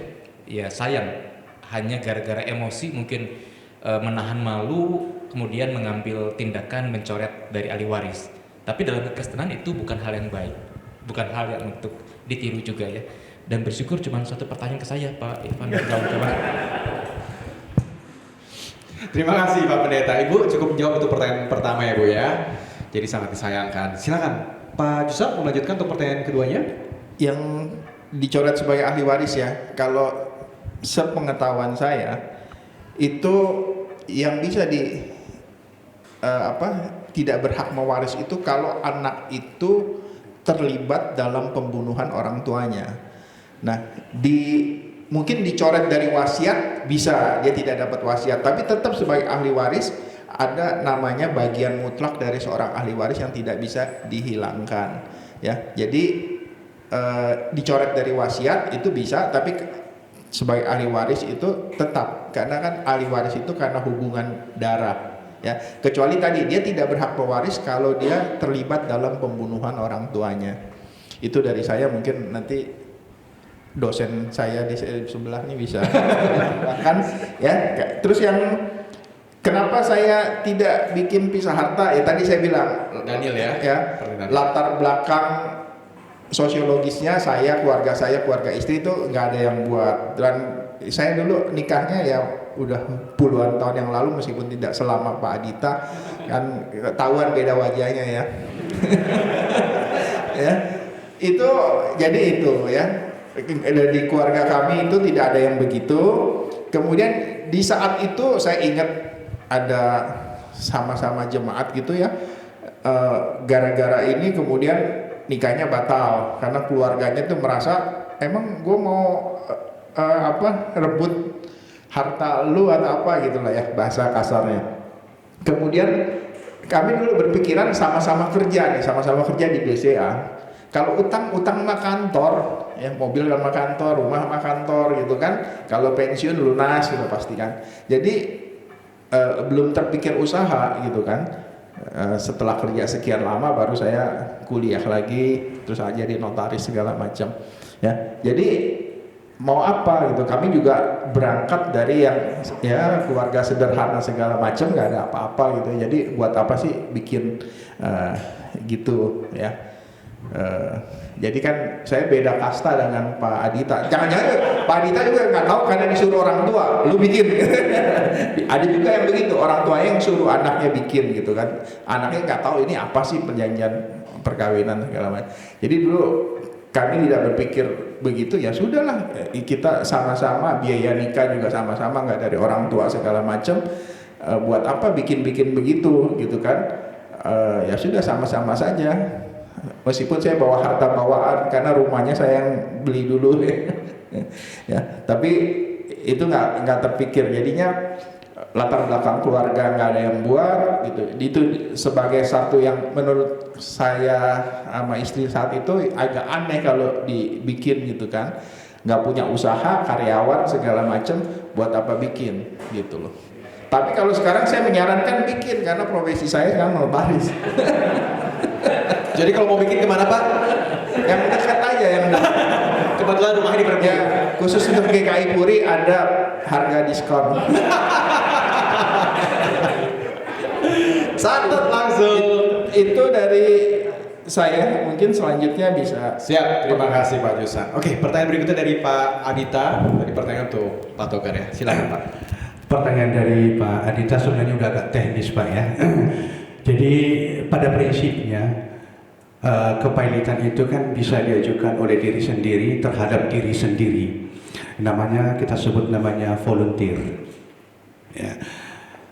Tapi tetap syaratnya harus memenuhi dua syarat tadi, yaitu dua kreditor. Satu kreditor yang sudah jatuh tempo dan dapat ditagih, yang satu lagi tidak perlu jatuh tempo Pak. Jadi tetap syaratnya harus memiliki minimal dua kreditor. Itu teknisnya bagaimana? Ketika kita mengajukan kepailitan terhadap diri sendiri, maka kita harus minta persetujuan dari kedua kreditor itu. Kita harus minta setuju. Jadi kalau tidak ada itu, tidak boleh Pak. Gitu. Jadi syarat itu mutlak. Oke. Kalau memang ada lagi Pak, nanti kita bicara di luar. Yang kedua tentang disebut namanya tadi bangkrut ya. Tadi bangkrut disampurkan dengan warisan. Kalau orang tuanya belum meninggal, gitu ya. Kalau belum meninggal, belum warisan namanya. Jadi disebut warisan ketika pewaris itu sudah meninggal dunia, maka dijatuh kepada ahli waris, itu namanya warisan. Kalau masih hidup namanya itu mungkin disebut namanya hibah, dihibahkan ya. Tapi kalau sudah bicara tentang waris berarti sudah lebih dahulu pewarisnya sudah meninggal, jatuh kepada ahli waris, itu ya. Nah pertanyaannya tadi, kalau bangkrut apakah seluruh hartanya disita termasuk asuransi dan lain-lain. Ya, betul. Jadi kepailitan itu menyangkut harta yang ada sekarang maupun yang akan datang. Ya, yang ada sekarang maupun yang akan datang. Tetapi pertanyaannya, kalau yang akan datang, Pak, apakah masih disita umumnya? Kita bicara umumnya. Kalau sudah selesai daftar pembagian dalam kepailitan itu, sudah dilupakan orang utangnya. Umumnya seperti itu. Jadi seluruh hartanya itu akan disita. Maka itu yang tadi saya bilang itu, nanti kalau bisa harta itu ketemu sama Pak Yusak dulu ya. Jadi memang lebih bagus bisa harta. Kenapa? Seperti yang tadi kita bilang dari selebriti itu, untuk mengamankan atau memberikan kado kepada pihak pasangan kita, karena akan ada lagi anak-anaknya, mungkin keluarganya yang harus dilindungi. Kurang lebih seperti itu. Jadi seluruh hartanya memang disita, baik yang akan datang, yang ada sekarang maupun yang akan datang. Terima kasih. Terima kasih. Baik, Ci Christine. Apakah masih ada waktu? Sudah masih 10 menit. Apakah dari saudara-saudara ada yang penasaran, mau nanya di sini, atau kalau sifatnya konfidensial bisa langsung ke kantor katanya? Oh, Ibu Christine, Ibu yang buat acara ini loh, Bu. Ibu mau nanya juga, silakan Ci Christine. Mungkin satu pertanyaan terakhir ya dari penyelenggara acara. Silakan. Ya, saya ingin bertanya, ini kisah nyata sebenarnya ya, tapi saya mewakili seseorang untuk bertanya. Jadi seorang WNI menikah dengan WNA, WNI-nya wanita, tapi mohon maaf sebelumnya pernikahan tidak secara Kristiani, gitu ya. Mereka punya perjanjian pernikahan. Di dalam perjanjian pernikahannya itu tercatat bahwa bisnis yang dilakukan selama pernikahan yang dilakukan oleh si istri menjadi si istri punya bagian, gitu kan. Yang dilakukan oleh suami menjadi bagian suami. Tetapi saat ini mereka membangun sebuah bisnis bersama. Nah, ini di dalam perjalanannya ini si istri tidak mendapat bagian dari bisnis yang dijalaninya bersama ini. Nah, yang menjadi pertanyaan di sini adalah apakah si WNI ini bisa menggugat perjanjian perkawinannya atau membatalkan perjanjian perkawinannya, atau mungkin ada saran apa dari Bapak Notaris atau Bapak Lawyer untuk si WNI ini, seperti itu. Terima kasih. Baik, thank you Ci Christine untuk pertanyaannya. Mungkin ini bisa diberikan sudut pandang secara singkat dari Pak Togar dan Pak Yusak. Sebut saja ini adalah kasus dari Mawar ya Pak ya. Bagaimana kira-kira way out untuk si Mawar ini? Pak Yusak silakan Pak. Ya, sebetulnya kalau untuk WNI yang kawin dengan WNA itu memang disarankan bikin perjanjian perkawinan kalau dia tinggal di Indonesia, karena bisa memiliki aset properti. Kemudian juga kalau bikin PT dengan perjanjian pernikahan ini, perjanjian perkawinan ini, suami istri ini bisa bikin syaratnya kan, kalau PT harus ada 2 orang. Kalau ada perjanjian perkawinan, suami istri ini bisa jadi pemegang saham. Ya, tapi kalau tidak ada nggak bisa. Ya, suami istri ini nggak dianggap satu. Ya, kalau tidak ada perjanjian perkawinan, karena syaratnya PT kan harus ada 2 pemegang saham. Nah, kemudian bentuk usaha bersama. Kalau pengertian saya harusnya pemegang saham, masing-masing sebagai pemegang saham. Kalau sebagai pemegang saham kan harusnya kalau ada pembagian dividen harusnya dapat semua, gitu kan. Dia bisa lakukan gugatan kalau misalnya dia tidak dapat ya. Tapi kalau tidak ada pembagian dividen, bisa saja perusahaan itu tidak bagi-bagi dividen karena diputerin lagi terus segala macam. Kemudian tadi perjanjian perkawinan bisa dicabut nggak? Bisa dirubah, bisa diubah. Jadi sepanjang keduanya sepakat bisa. Terus bisa digugat nggak? Kalau gugat kan bisa saja minta digugat dibatalkan. Nah, berarti kan kalau digugat ini artinya salah satu pihak tidak mau batal dan satu pihak mau batal. Tapi kalau dua-duanya mau batal atau mau dicabut, mau diubah, dua-duanya sepakat bisa bikin ke kantor saya.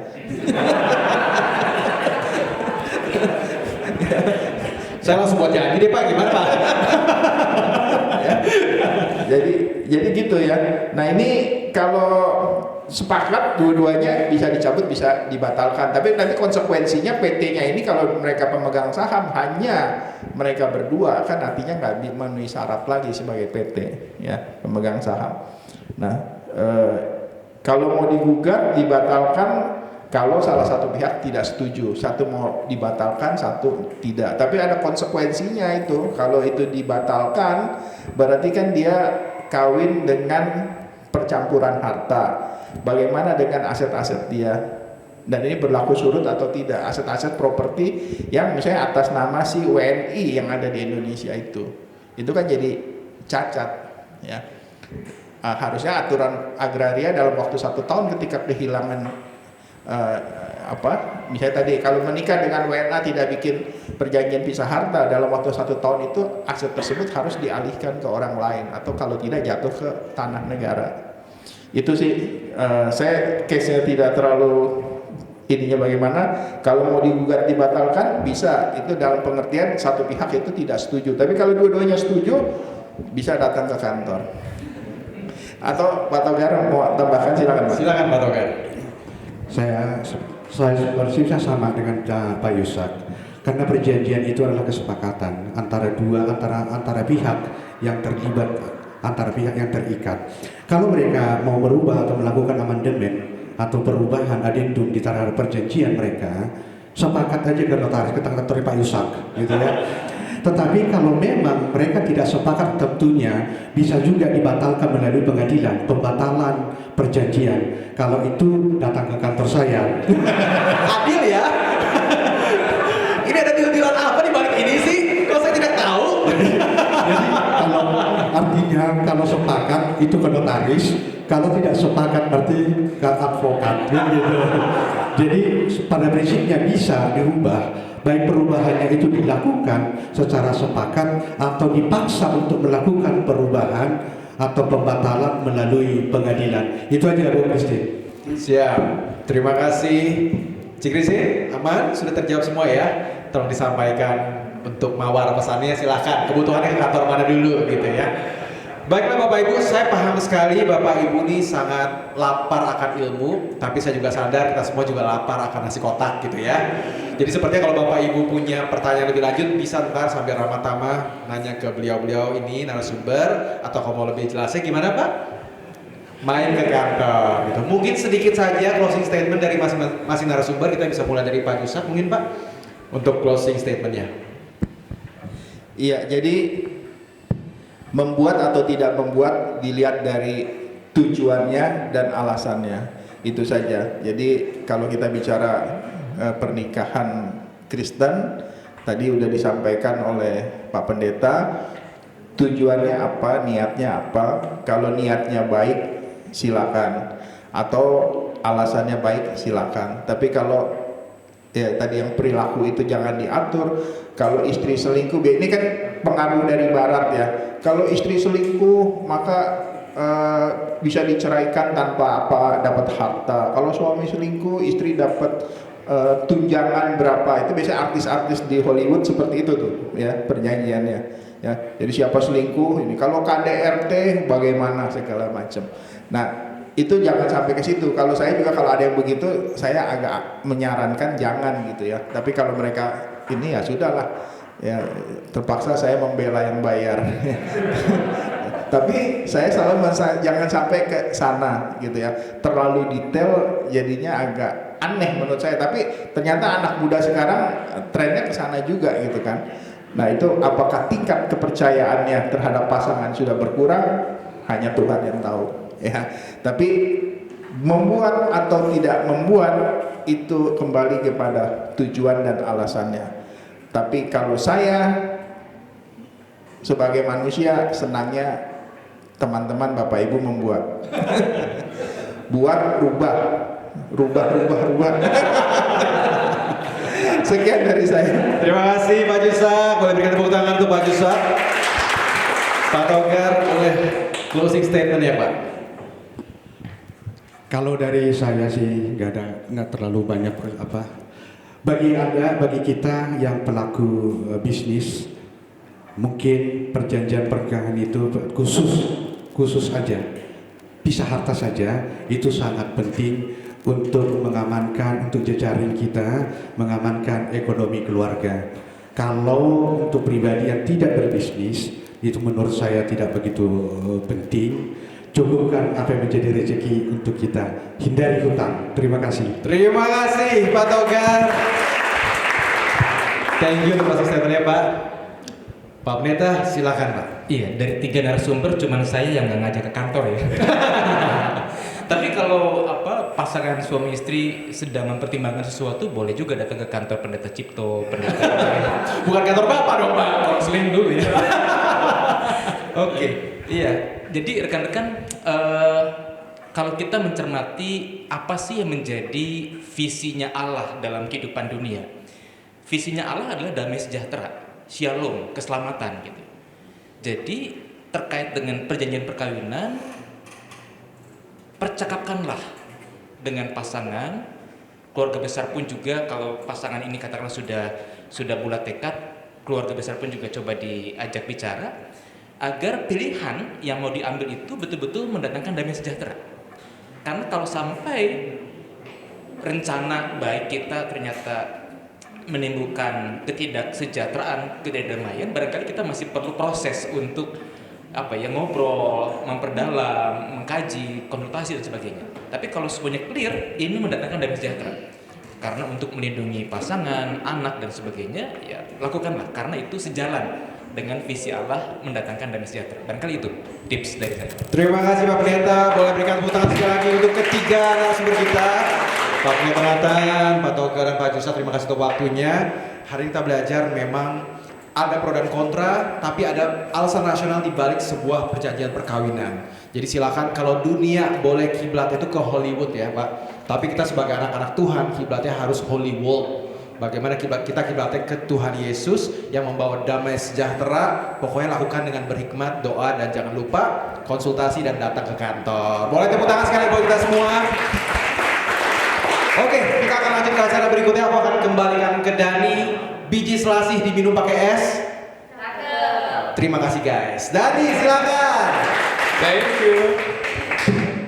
Oke, untuk acara berikutnya kita mau mengucapkan terima kasih kepada narasumber semuanya, untuk Pendeta Nathanael, Pak Tigor, dan Pak Jusat. Aku boleh mengundang Pendeta Edwin dan Pendeta Cipto serta Pak Adita untuk maju ke depan.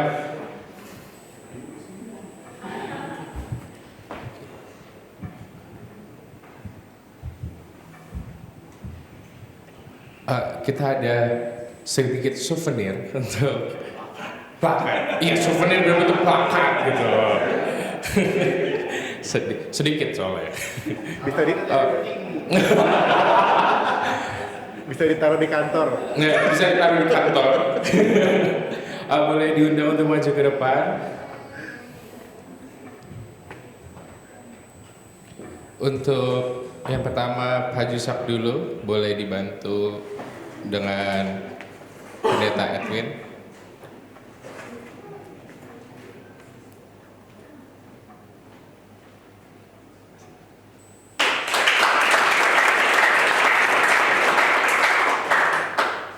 Berikutnya Pak Togar, bisa Pak Adita.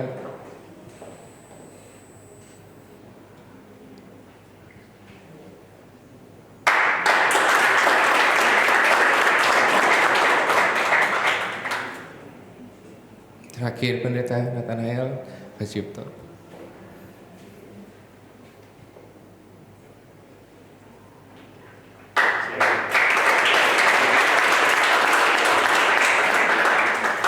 Oke, boleh stay dulu mungkin foto dulu bareng-bareng berenam. Sabar. Abis ini ya, sabar Papa ya.